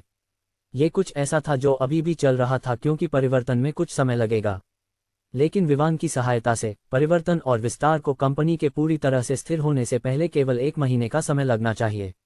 विवान ने आखिरकार कई मीडिया प्लेटफार्मों का उपयोग करके कंपनी की प्रतिष्ठा को साफ करने और इसे विज्ञापित करने में मदद की थी। उसने सुनिश्चित किया कि सभी जनता को सूचित किया जाए कि कंपनी अब किसी और के द्वारा अधिग्रहित की गई है। लेकिन निश्चित रूप से उसने पहले की तरह हैक की गई सेवाओं का उपयोग करके विज्ञापन करने की कोशिश नहीं की। वह जानता था कि अगर उसने ऐसा किया तो वह साइबर पुलिस को अपने पीछे लाने का कारण बनेगा। और चूंकि कंपनी सैन्य के नाम पर थी, वे उसके पीछे जाएंगे और उसे बहुत सारी समस्याएं पैदा करेंगे जो वह नहीं चाहती थी। अब विवान की मदद से उसने बहुत कुछ हासिल किया था, न केवल उस कंपनी के संदर्भ में जो उसे सौंपी गई थी, बल्कि वह 12% शेयर भी जो उसे बॉल्डी से मिले थे, द रोज एंटरटेनमेंट कंपनी के। उसे ये भी पता चला कि विवान ने कंपनी के सभी अन्य शेयर खरीद लिए थे। इससे वह एंटरटेनमेंट कंपनी उनके दोनों के स्वामित्व में आ गई थी। और हालांकि उसके पास केवल 12% शेयर थे, वह भी एक निर्णय लेने वाली थी। ये कुछ ऐसा था जिस पर विवान ने जोर दिया था जब उसने उसे कंपनी के 88% शेयरों के अधिग्रहण के बारे में सूचित किया था। और हालांकि सैन्य जानती थी कि विवान उनके रिश्ते के बारे में गंभीर था, उसे ये पसंद नहीं था कि वह हमेशा प्राप्त करने वाली हो। और यही कारण था कि उसने प्रशिक्षण के दौरान कड़ी मेहनत की थी। वह ये सुनिश्चित करने के लिए दृढ़ थी कि वह विवान पर पड़ने वाले दबाव को कम कर सके, ताकि विवान को हमेशा उसकी रक्षा करने की आवश्यकता न हो, और शायद वह भविष्य में अपनी वर्तमान ताकत के साथ उसकी रक्षा कर सके। विवान ने समझदारी से सिर हिलाया। मुझे लगता है कि मैं समझता हूँ, लेकिन फिर भी मैं तुम्हें किसी चीज के लिए दबाव नहीं डालना चाहता, सैन्य। मैं बस ये सुनिश्चित करना चाहता हूं कि हम दोनों खुश और संतुष्ट रहें। और कम से कम मैं तुम्हें जो कुछ भी दे सकता हूं उसके लिए खुश हूं। इसलिए उन विचारों से खुद को बोझ मत डालो। सैन्य ने आभार से मुस्कुराए। धन्यवाद विवान। लेकिन हालांकि उसने ऐसा कहा, वह अभी भी सोच रही थी कि वह विवान के लिए क्या करने जा रही है। अंत में उसने आखिरकार एक निर्णय लिया। चूंकि वह इस समय बड़े मामलों में उसकी मदद नहीं कर सकती, तो वह छोटे मामलों में मदद करेगी। जब उनका खाना आया तो उन्होंने बातचीत को हल्के विषयों की ओर मोड़ दिया, हंसते और मजाक करते हुए खाया। लेकिन उनके मन के पीछे वे जानते थे कि उनके पास एक उज्ज्वल भविष्य है जो प्यार और रोमांच से भरा है। खाने के बाद दोनों हाथों में हाथ डालकर रेस्तरां से बाहर निकले। एक साथ भोजन करने के बाद उनका मूड हल्का हो गया। तो तुम क्या सोचती हो, क्या हमें थोड़ा घूमना चाहिए ताकि खाना जल्दी पच सके? विवान ने हंसते हुए पूछा। सैन्य ने विवान को चमकती मुस्कान के साथ देखा। हालांकि उसने पहले ही लड़ाई की थी जब विवान ने उसे पाया था, वह फिर से एक और लड़ाई में शामिल होने के लिए तैयार थी। ये सब इस उद्देश्य से था कि वह विवान की कमजोरी के रूप में नहीं देखी जाए। इसके अलावा उसे पता था कि उसे कुछ स्वतंत्रता विकसित करनी होगी क्योंकि वह विवान पर अधिक निर्भर नहीं होना चाहती थी। उसे अपनी खुद की एक जिंदगी बनानी थी।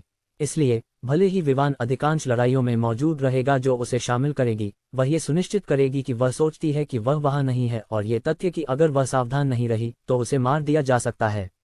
और उसे ये पसंद था कि विवान उसे लड़ाइयों के दौरान घायल होने की अनुमति देता था। ये एक अच्छी बात थी जो उसे उसके बारे में पसंद थी। हालांकि वह उसके प्रति अत्यधिक सुरक्षात्मक था, उसने ऐसा कुछ नहीं किया जो उसकी प्रगति या विकास को सीमित करे। इसलिए लड़ाइयों के दौरान उसे जो चोटें आईं, वे उसे याद दिलाती थीं कि उसे बड़ा होना है। लड़ाई के दौरान दर्द महसूस करना कुछ ऐसा था जो उसके लड़ाई के इंस्टिंक्ट्स को निखारता था। कुछ समय बाद सैन्य एक अंधेरे गली के बीच में खड़ी थी, 10 गुंडों से घिरी हुई थी जो एक महिला को परेशान कर रहे थे। वह सही समय पर आई और उस महिला को बचा लिया। गुंडों ने सैन्य की खूबसूरती देखकर दूसरी महिला को जाने दिया। दूसरे शब्दों में उन्होंने अपने लक्ष्य को बदल दिया, दूसरी महिला को छोड़कर सबसे अच्छी महिला को चुन लिया। वे मुस्कुराए जब उनमें से एक बोला, चूंकि तुमने सोचा कि वह हमारे लिए अच्छी नहीं है, मुझे लगता है कि तुम उसकी जगह हमारे साथ चल सकती हो। सही है, यही सही है। चूंकि तुम आई और हमें परेशान किया, तो तुम्हें दूसरी महिला की जगह लेनी होगी क्योंकि तुम वही हो जिसने उसे भागने में मदद की।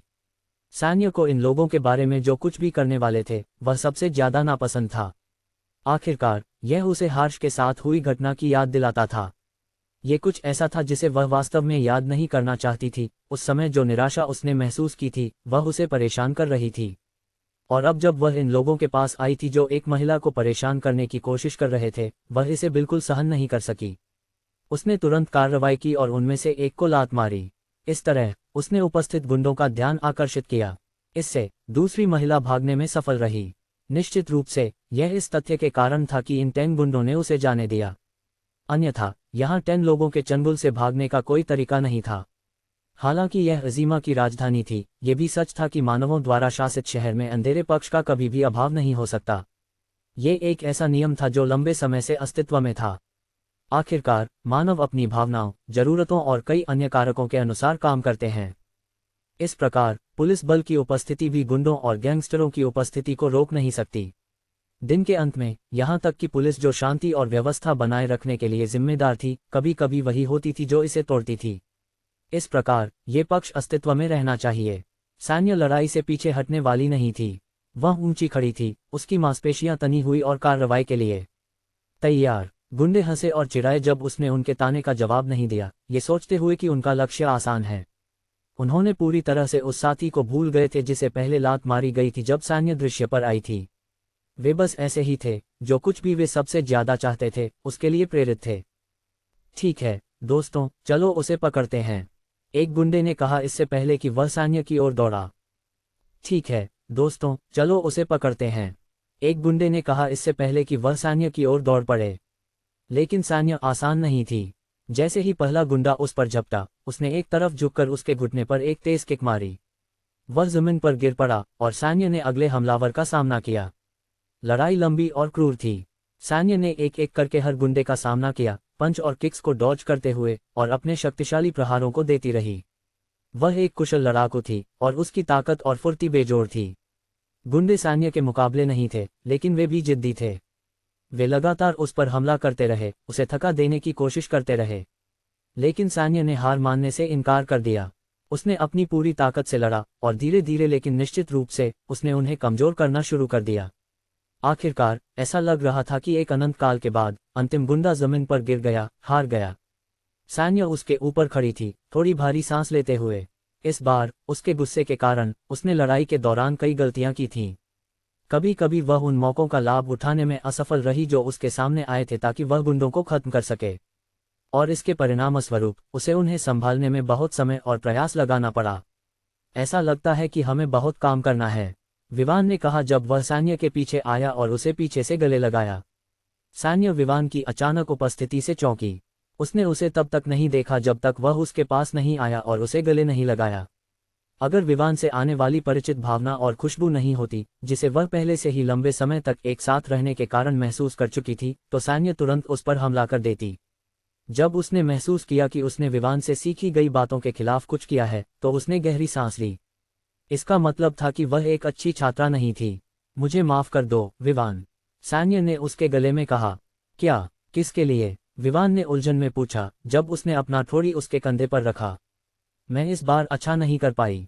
मुझे यकीन है कि अगर तुम एक दुश्मन होते तो तुमने पहले ही मुझे बड़ा नुकसान पहुंचाया होता जब मैं उन 10 लोगों से निपटने के बाद ध्यान खो बैठी थी।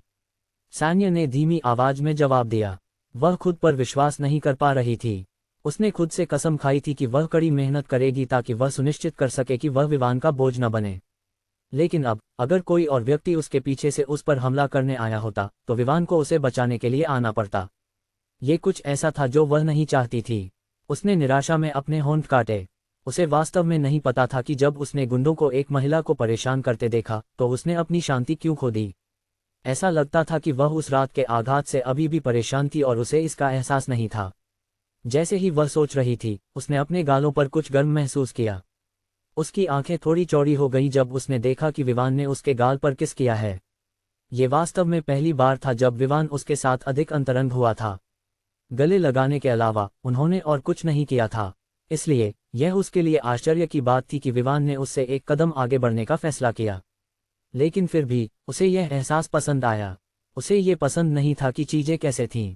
अगर संभव होता तो वह चाहती कि वह उसे और किस करे, लेकिन वह शर्मीली थी क्योंकि उसके चेहरे से लेकर कानों के सिरे तक लाल होने का संकेत था। बस ये था कि चूंकि ये रात का समय था और वे एक अंधेरी गली में थे, विवान इसे नहीं देख सका। कुछ चीजों की चिंता मत करो, मैं तुम्हारे साथ हूँ, ठीक है। मैं तुम्हारी समस्याओं का सामना करने में मदद करने वाला हूँ जब तक तुम अंततः अपने पैरों पर खड़ी नहीं हो जाती। विवान की आवाज उसके कानों में पहुंची। सैन्य ने सिर हिलाया जब उसने विवान के सीने पर झुकते हुए जवाब दिया। उसने अपनी थकान से उबरने के लिए उसके गले में और अधिक आरामदायक बनाने की कोशिश की। कुछ समय बाद विवान ने कहा, मुझे लगता है कि अब हमें वापस जाना चाहिए और अच्छी तरह से आराम करना चाहिए, क्या तुम नहीं सोचती? सैन्य कुछ कहने से पहले ही उसने उसे राजकुमारी की तरह उठाया और गली से बाहर चलने लगा। जैसे ही वह उस गुंडे के पास से गुजरा जिसे सैन्य ने हराया था, वह उठने की कोशिश कर रहा था। लेकिन जैसे ही उसने अपना सिर उठाया, विवान ने उसे लात मारी। उसे थोड़ी राहत मिलनी थी क्योंकि इस आदमी ने उसकी लड़की के बारे में बकवास की थी। लेकिन इसके अलावा उसने बेहोश आदमी के साथ और कुछ नहीं किया। जैसे ही वे गली से बाहर निकले, विवान ने वहां से ज्यादा दूर पार्क की गई बुगाटी वेरॉन में बैठ गया। बेशक जिस तरह से सैन्य उसके सीने पर सिमटी हुई थी, उसने कई पैदल चलने वालों का ध्यान आकर्षित किया। लेकिन विवान ने उन्हें पूरी तरह से नजरअंदाज कर दिया। जब उसने सीट बेल्ट बांधी तो विवान ने गाड़ी चला दी। क्या मैं तुम्हें घर वापस ले जाऊं या तुम्हें तुम्हारे भविष्य के वैवाहिक घर ले जाऊं? विवान ने पूछा। क्या? सैन्य विवान के सवाल से भ्रमित हो गई। मैं पूछ रहा हूं, क्या मैं तुम्हें तुम्हारे मातृ घर ले जाऊं या तुम्हारे भविष्य के वैवाहिक घर? विवान ने अपने सवाल को फिर से कहा। सैन्य इस पर शर्मिंदा हो गई। विवान के शब्दों से यह स्पष्ट था कि उसकी मंशा क्या थी। वह उसे अपनी पत्नी बनाने की योजना बना रहा था, और निश्चित रूप से वह इस पर खुश थी। जब बात उनके रिश्ते की आती थी तो ये कुछ ऐसा था जिसके लिए वह हमेशा अधिक खुली थी। वह इसे चर्चा करने के लिए तैयार थी जब तक कि यह उनके रिश्ते के भविष्य से संबंधित था। मुझे लगता है कि मैं अपने भविष्य के वैवाहिक घर जाऊंगी ताकि मैं देख सकूं कि यह कैसा दिखता है। शायद मुझे ये देखने का मौका मिले कि मुझे इसमें शामिल होने से पहले किन बदलावों की आवश्यकता होगी। सैन्य ने अपने चेहरे पर मुस्कान के साथ जवाब दिया, हालांकि उसके गालों पर हल्का लाल रंग था। विवान की मुस्कान और भी चौड़ी हो गई जब उसने रात के लिए उसके विला जाने का फैसला किया। हालांकि उसने अभी तक एक महल, विला या जो भी घर वह स्थायी रूप से रखना चाहता था, नहीं बनाया था। विला को वर्तमान में उसके घर के रूप में माना जा सकता था।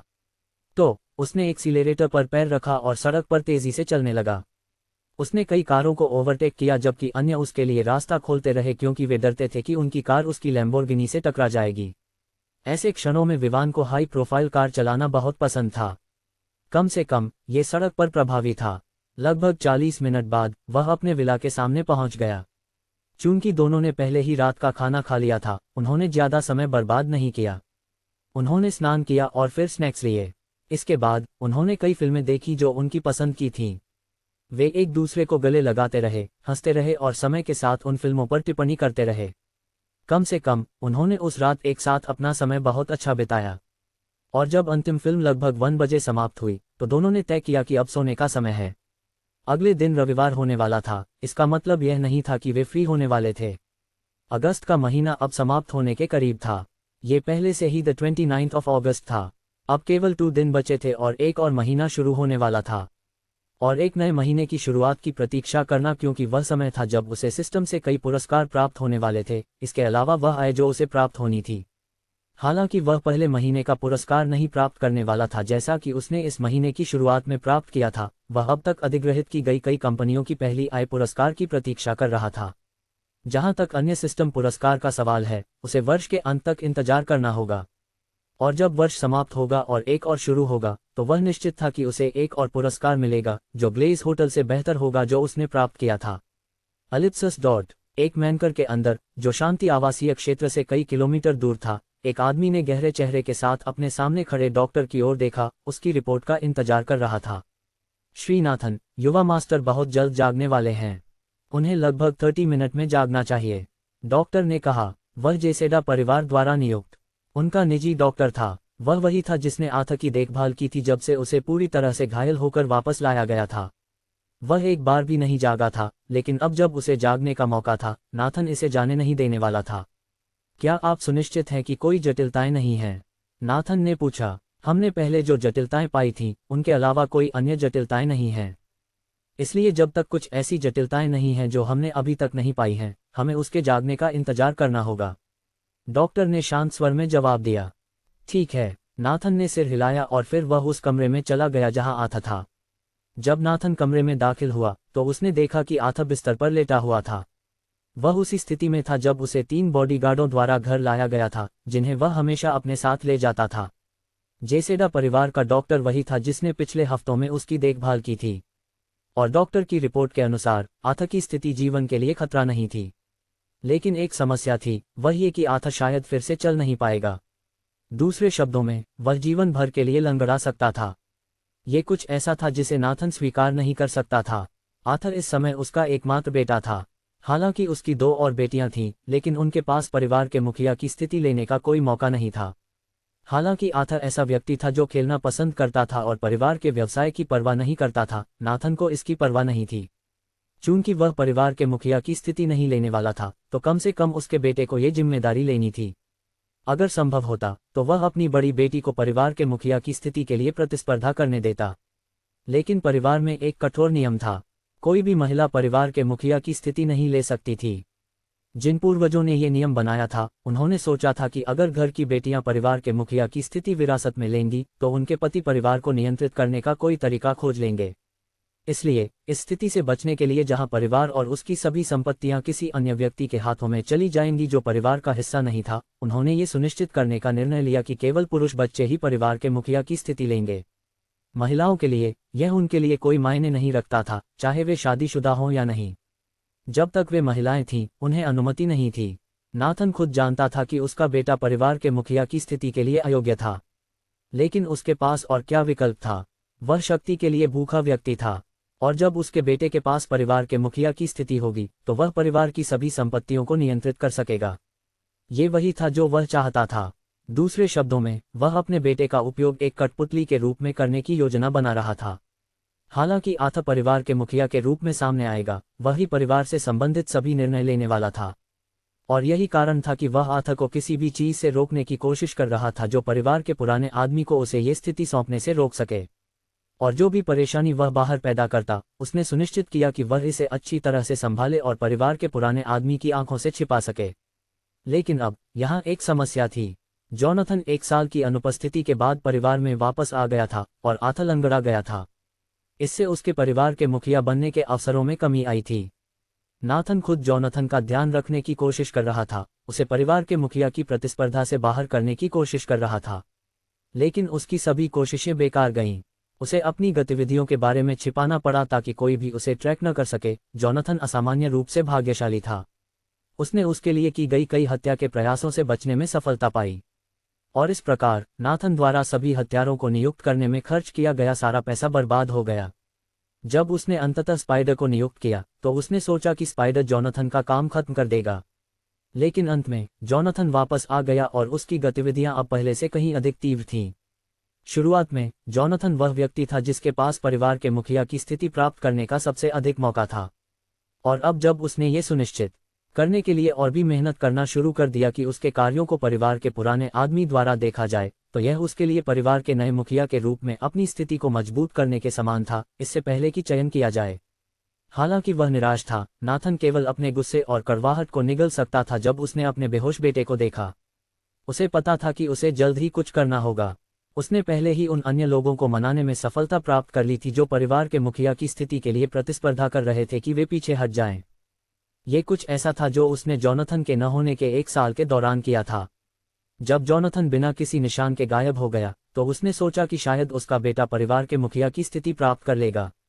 इस प्रकार उसने परिवार के मुखिया की स्थिति के अन्य प्रतियोगियों को कई लाभ देने की पेशकश की, और फिर उसने अन्य को थोड़ी देर के लिए स्वतंत्र रहने दिया।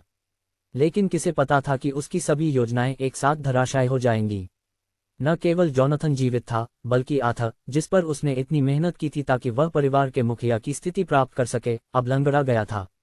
वह वर्तमान में निश्चित था कि अगर आथा जल्द से जल्द अपने पैरों पर नहीं खड़ा हुआ तो वे केवल परिवार के मुखिया की स्थिति को अलविदा कह सकते थे। बिना यह महसूस किए मिनट बीत गए और जल्द ही 30 मिनट से अधिक समय हो गया था जब वह कमरे में आया था। वह केवल तब अपनी सेंसेस में आया जब उसने बिस्तर के पास से चादरों की खड़खड़ाहट की आवाज़ सुनी। उसने बिस्तर की ओर देखा और देखा कि उसका बेटा अंततः जाग गया है। वह अपने हाथों को हिलाने की कोशिश कर रहा था, लेकिन उसकी सभी कोशिशें बेकार थीं। इस समय आथा सफ़ेद रंग में ढका हुआ था।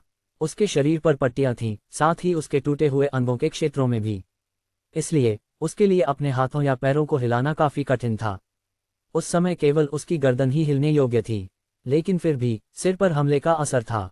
हमलावर ने सुनिश्चित किया था कि वह आथा के सिर पर प्रहार करे, और इस प्रकार केवल उसकी आंखों की दरारें, नाक और मुंह ही पट्टियों से ढके नहीं थे। नाथन ने अपने बेटे के साथ ऐसा करने वाले व्यक्ति के बारे में सोचते हुए अपने दांतों को भींचा, जो उसकी एकमात्र टिकट थी जिसे वह हमेशा से सपना देखता था। फिर भी उसने खुद को शांत किया और आथा के करीब आया। उसने फिर पूछा, तुम्हारे साथ यह सब करने वाला व्यक्ति कौन है? सही है, इस समय नाथन को सबसे ज्यादा परवाह थी कि आथा पर हमला करने वाला व्यक्ति कौन था। उसे अपने बेटे की सेहत की बिल्कुल परवाह नहीं थी। आखिरकार वह एक डॉक्टर नहीं था, और अगर उसे पता भी होता कि आथा को दर्द हो रहा है तो भी वह कुछ नहीं कर सकता था। आथा पहले इस बात से भ्रमित था कि क्या हो रहा है। वह एक लंबे नींद से जागा था और नतीजतन उसकी यादें बेतरतीब थीं। और थोड़ी देर बाद उसने इन यादों को व्यवस्थित किया और जो कुछ भी वह उस समय सोच रहा था उसे कहा। एक नकली जोनाथन, तुम क्या बकवास कर रहे हो? नाथन ने पूछा। वह सोच रहा था कि क्या उसके बेटे को इतनी बुरी तरह पीटने के बाद भ्रमित हो गया है, या वह यहाँ कोई खेल खेल रहा है। जिसने मुझे इस तरह पीटा वह नकली जोनाथन था। नहीं, वास्तव में वहाँ 2 जोनाथन थे और सभी ने मुझे पीटा। आथा ने पागलपन भरी आवाज में जवाब दिया। पहले चूंकि वह हारने की स्थिति में था, वह केवल विवान से पीटने को सहन कर सकता था। लेकिन अब जब वह अपने पिता के सामने था, जो उसका एकमात्र सहारा था, वह उस दिन जो हुआ था उसकी सच्चाई बताने वाला था। वह जल्द से जल्द अपनी प्रतिशोध लेना चाहता था, और इस प्रकार उसने ये भी परवाह नहीं की कि अगर वह फिर से विवान पर हमला करने की हिम्मत करता है तो क्या प्रतिक्रिया होगी। उसके अनुसार उसका पिता परिवार में अजेय था। नाथन दूसरी ओर स्थिति के बारे में और भी अधिक भ्रमित हो रहा था।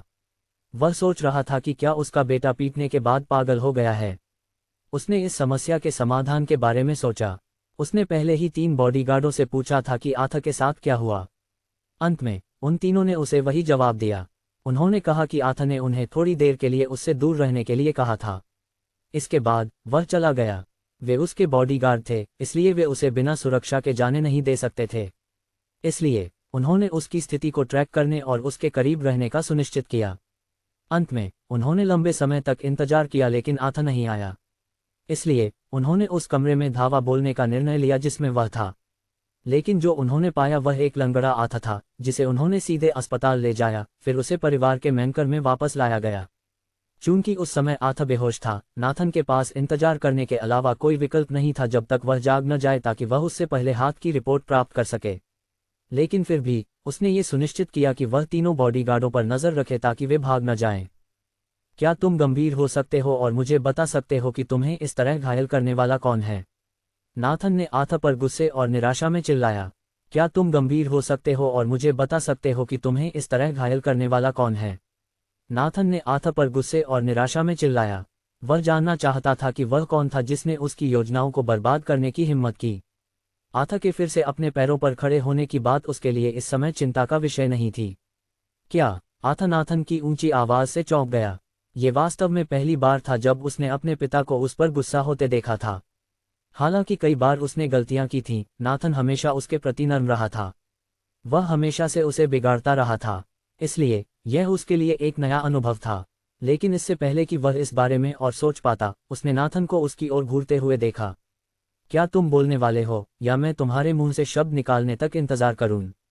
जब उसने नाथन की आंखों में देखा तो आथा के रीढ़ में एक सिहरन दौड़ गई। वह थोड़ी देर के लिए कांप गया और फिर जल्दी से जवाब दिया। जिसने मुझे पीटा वह जोनाथन था। उस समय वहां 2 थे। नाथन ने अपने बेटे को ठंडी नजरों से देखा। वर्तमान में वह केवल यह सोच रहा था कि उसे क्या करना चाहिए। अगर इसमें जोनाथन शामिल था तो उसे अगली कार्रवाई में बहुत सावधान रहना होगा। जिन वर्षों में उसने जोनाथन से निपटने की कोशिश की थी, उसने यह महसूस किया था कि जोनाथन ऐसा व्यक्ति नहीं था जिसे बिना परिवार को बताए आसानी से निपटा जा सके। और चूंकि ऐसा था तो उसे अपनी रणनीति बदलनी होगी। आंखें संकीर्ण करते हुए उसने अपने आप से सोचा, चूंकि तुमने मेरे बेटे पर हाथ उठाने की हिम्मत की, जो मेरी शक्ति का एकमात्र टिकट है, तो चलो उस खेल को खेलते हैं जिसे तुम खेलना चाहते हो। तुम सोचते हो कि तुम परिवार के मुखिया की स्थिति के लिए पसंदीदा हो, इसलिए तुम घमंडी हो सकते हो और जो चाहो कर सकते हो। तो चलो देखते हैं कि तुम उस पुराने आदमी से कैसे निपटते हो। अंत में तुम वही हो जिसने परिवार के नियमों को तोड़ा। अपने मन को बनाने के तुरंत बाद नाथन ने बिस्तर से मुंह मोड़ा और कमरे से बाहर चला गया। वह परिवार के नियमों को अपने पक्ष में लाने के लिए दृढ़ था। इस तरह वह कम से कम उस सबसे खतरनाक प्रतिद्वंद्वी को समाप्त कर सकता था जिसका वह वर्तमान में सामना कर रहा था। आथा दूसरी ओर इस बात से चौंका हुआ था कि उसके पिता ने उसे बताया कि जिस व्यक्ति ने उस पर हमला किया था उसके बारे में जानने के बाद तुरंत क्यों जा रहे थे। वह सोचने लगा कि शायद उसके पिता इस बात से नाराज है कि वह उसी समय जोनाथन से निपटने जा रहे हैं। लेकिन जो वह नहीं जानता था वह यह था कि नाथन ने पूरी तरह से उस हिस्से को नज़रअंदाज कर दिया था जहां आथा ने कहा था कि वहां 2 जोनाथन थे। नाथन के विश्लेषण के अनुसार आथा की सोच में एक समस्या थी जो लंबे समय तक बेहोश रहने के बाद उत्पन्न हुई थी। रविवार को विवान और सान्या ने एक साथ दिन बिताया। उन्होंने कई जगहों पर जाकर खुद का आनंद लिया जो उन्हें आराम देती थीं। उस दिन विवान ने सान्या को प्रशिक्षण नहीं करने दिया। वह चाहता था कि वह भी आराम करे। आखिरकार अगले दिन सोमवार होने वाला था और इस प्रकार वह कार्यालय के काम और अन्य चीजों में व्यस्त होने वाली थी। हालांकि उसकी मां और दमिनी ने ओवरटाइम काम करके उसे इन सभी कर्तव्यों से मुक्त करने की कोशिश की, वे 2 अलग अलग कंपनियों का काम संभाल नहीं सकी। आखिरकार एंजल्स प्रोमिनेंस के अलावा एमेरेल फूड कैनिंग भी थी। चूंकि कंपनी विवान द्वारा उसे सौंपी गई थी, उसने तय किया कि वह इसे व्यक्तिगत रूप से प्रबंधित करने वाली है। यही कारण था कि वह अगले दिन बहुत व्यस्त रहने वाली थी। विवान चाहता था कि वह आराम करे ताकि वह अगले दिन जो कुछ भी करने वाली थी उसे आसानी से संभाल सके। आखिरकार उस कंपनी के लिए अभी भी बहुत सारा काम करना बाकी था। विवान भी व्यस्त था। हालांकि उसे श्रेयंका और आयुष की मदद मिली थी, वे अभी भी उसके अधीन सभी कंपनियों के प्रबंधन के लिए पर्याप्त नहीं थे। हालांकि हाल ही में उसे जो 2 एंटरटेनमेंट कंपनियां मिली थीं, वे जोनाथन से किलमोन के 10% शेयर प्राप्त करने के कारण थीं, लेकिन अभी भी अन्य कंपनियां थीं जिन्हें उसे संभालने की आवश्यकता थी। लेकिन अगले दिन वह जिस चीज में सबसे अधिक शामिल होने वाला था वह निश्चित रूप से अनुसंधान करना और उन सभी से निपटना था जिन्होंने उसे उकसाया था। उसे जितनी जल्दी हो सके उनसे निपटना था ताकि वह उन सभी विचारों से राहत पा सके जो उसे उनके बारे में क्या करना है। एक साथ दिन बिताने के बाद एक दूसरे की कंपनी का आनंद लेते हुए दोनों अपने अपने घर लौट आए। विवान ने सान्या को उसके माता पिता के घर वापस छोड़ने के बाद अपने विला में लौट आया। जैसे ही वह विला में वापस आया उसने अपना लैपटॉप निकाला क्योंकि उसने तय किया कि अब समय आ गया है कि वह उस व्यक्ति से निपटे जिसे वह हाल ही में टाल रहा था। उसने आर्थर और उसके पिता को एक अच्छे समय के लिए बख्श दिया था, इसलिए अब समय आ गया था कि वह उन्हें उनकी जगह पर लाना शुरू करे। इस प्रकार उसे उन सभी आवश्यक जानकारी को प्राप्त करना था जो वह उनके बारे में प्राप्त कर सकता था इससे पहले कि वह उन पर कोई आगे की कार्रवाई शुरू करे। वह नहीं चाहता था कि वह उनके साथ निपटने की शुरुआत करे केवल इसलिए कि वह किसी महत्वपूर्ण जानकारी को प्राप्त करने में असफल रहा। लेकिन निश्चित रूप से वह जो कारण था कि वह अनुसंधान में कुछ प्रयास कर रहा था वह केवल इसलिए था क्योंकि वह नाथन से एक व्यक्ति के रूप में निपटना चाहता था, न कि पूरे जेसेडा परिवार से। विवान निकट भविष्य में पूरे जेसेडा परिवार पर कब्जा करने वाला था। चूंकि दोनों दुश्मन नहीं थे तो उसे ये सुनिश्चित करना होगा कि वह उसे प्रभावित न करे। अपनी वर्तमान क्षमताओं के साथ विवान को विश्वास था कि वह नाथन से निपट सकता है, हालांकि उसके पास जेसेडा परिवार का समर्थन था। आखिरकार हालांकि वह जेसेडा परिवार का हिस्सा था जिसकी संपत्तियां सैकड़ों अरब डॉलर की थीं, इसका मतलब यह नहीं था कि वह उन्हें नियंत्रित कर रहा था। इसके अलावा जेसेडा परिवार बिल्कुल भी शांत नहीं था। दूसरे शब्दों में हर दिशा से प्रतिस्पर्धाएं और दुश्मन थे। अगर परिवार के नियम नहीं होते जो परिवार के सदस्यों को एक दूसरे को मारने से रोकते तो ये निश्चित था कि कई लोग अगले दिन की रोशनी नहीं देख पाते। इस प्रकार विवान ने तय किया कि वह नाथन के बारे में सभी जानकारी प्राप्त करेगा। उसके सहयोगियों और दुश्मनों को भी सूची में शामिल किया जाएगा। वह दुश्मनों का उपयोग करके उसे नष्ट करेगा। जहां तक सहयोगियों का सवाल है वह उनकी परवाह नहीं करेगा जब तक वे शामिल नहीं होते। विवान नाथन से इस तरह निपटना चाहता था क्योंकि वह वास्तव में उसकी मां की मौत में शामिल था, या सटीक रूप से कहें वह उसकी मां की मौत का असली कारण था। और ऐसा व्यक्ति विवान को बिल्कुल भी बख्शने वाला नहीं था। वह पहले ये सुनिश्चित करेगा कि जो कुछ भी वह गर्वित था उससे निपट लिया जाए, और उसके बाद जो होगा वह सरल होगा। उसे उसी चीज का सामना करना होगा जिसका सामना नीलिमा ने किया था, मौत। जब वह नाथन के बारे में सभी जानकारी के अनुसंधान से निपट लेगा तो वह फिर से उन लाखों से निपटना शुरू करेगा जो कॉलिंस ने सान्या का अपहरण करने के लिए इस्तेमाल किए थे। आखिरकार उसे अपनी कसम पूरी करनी थी।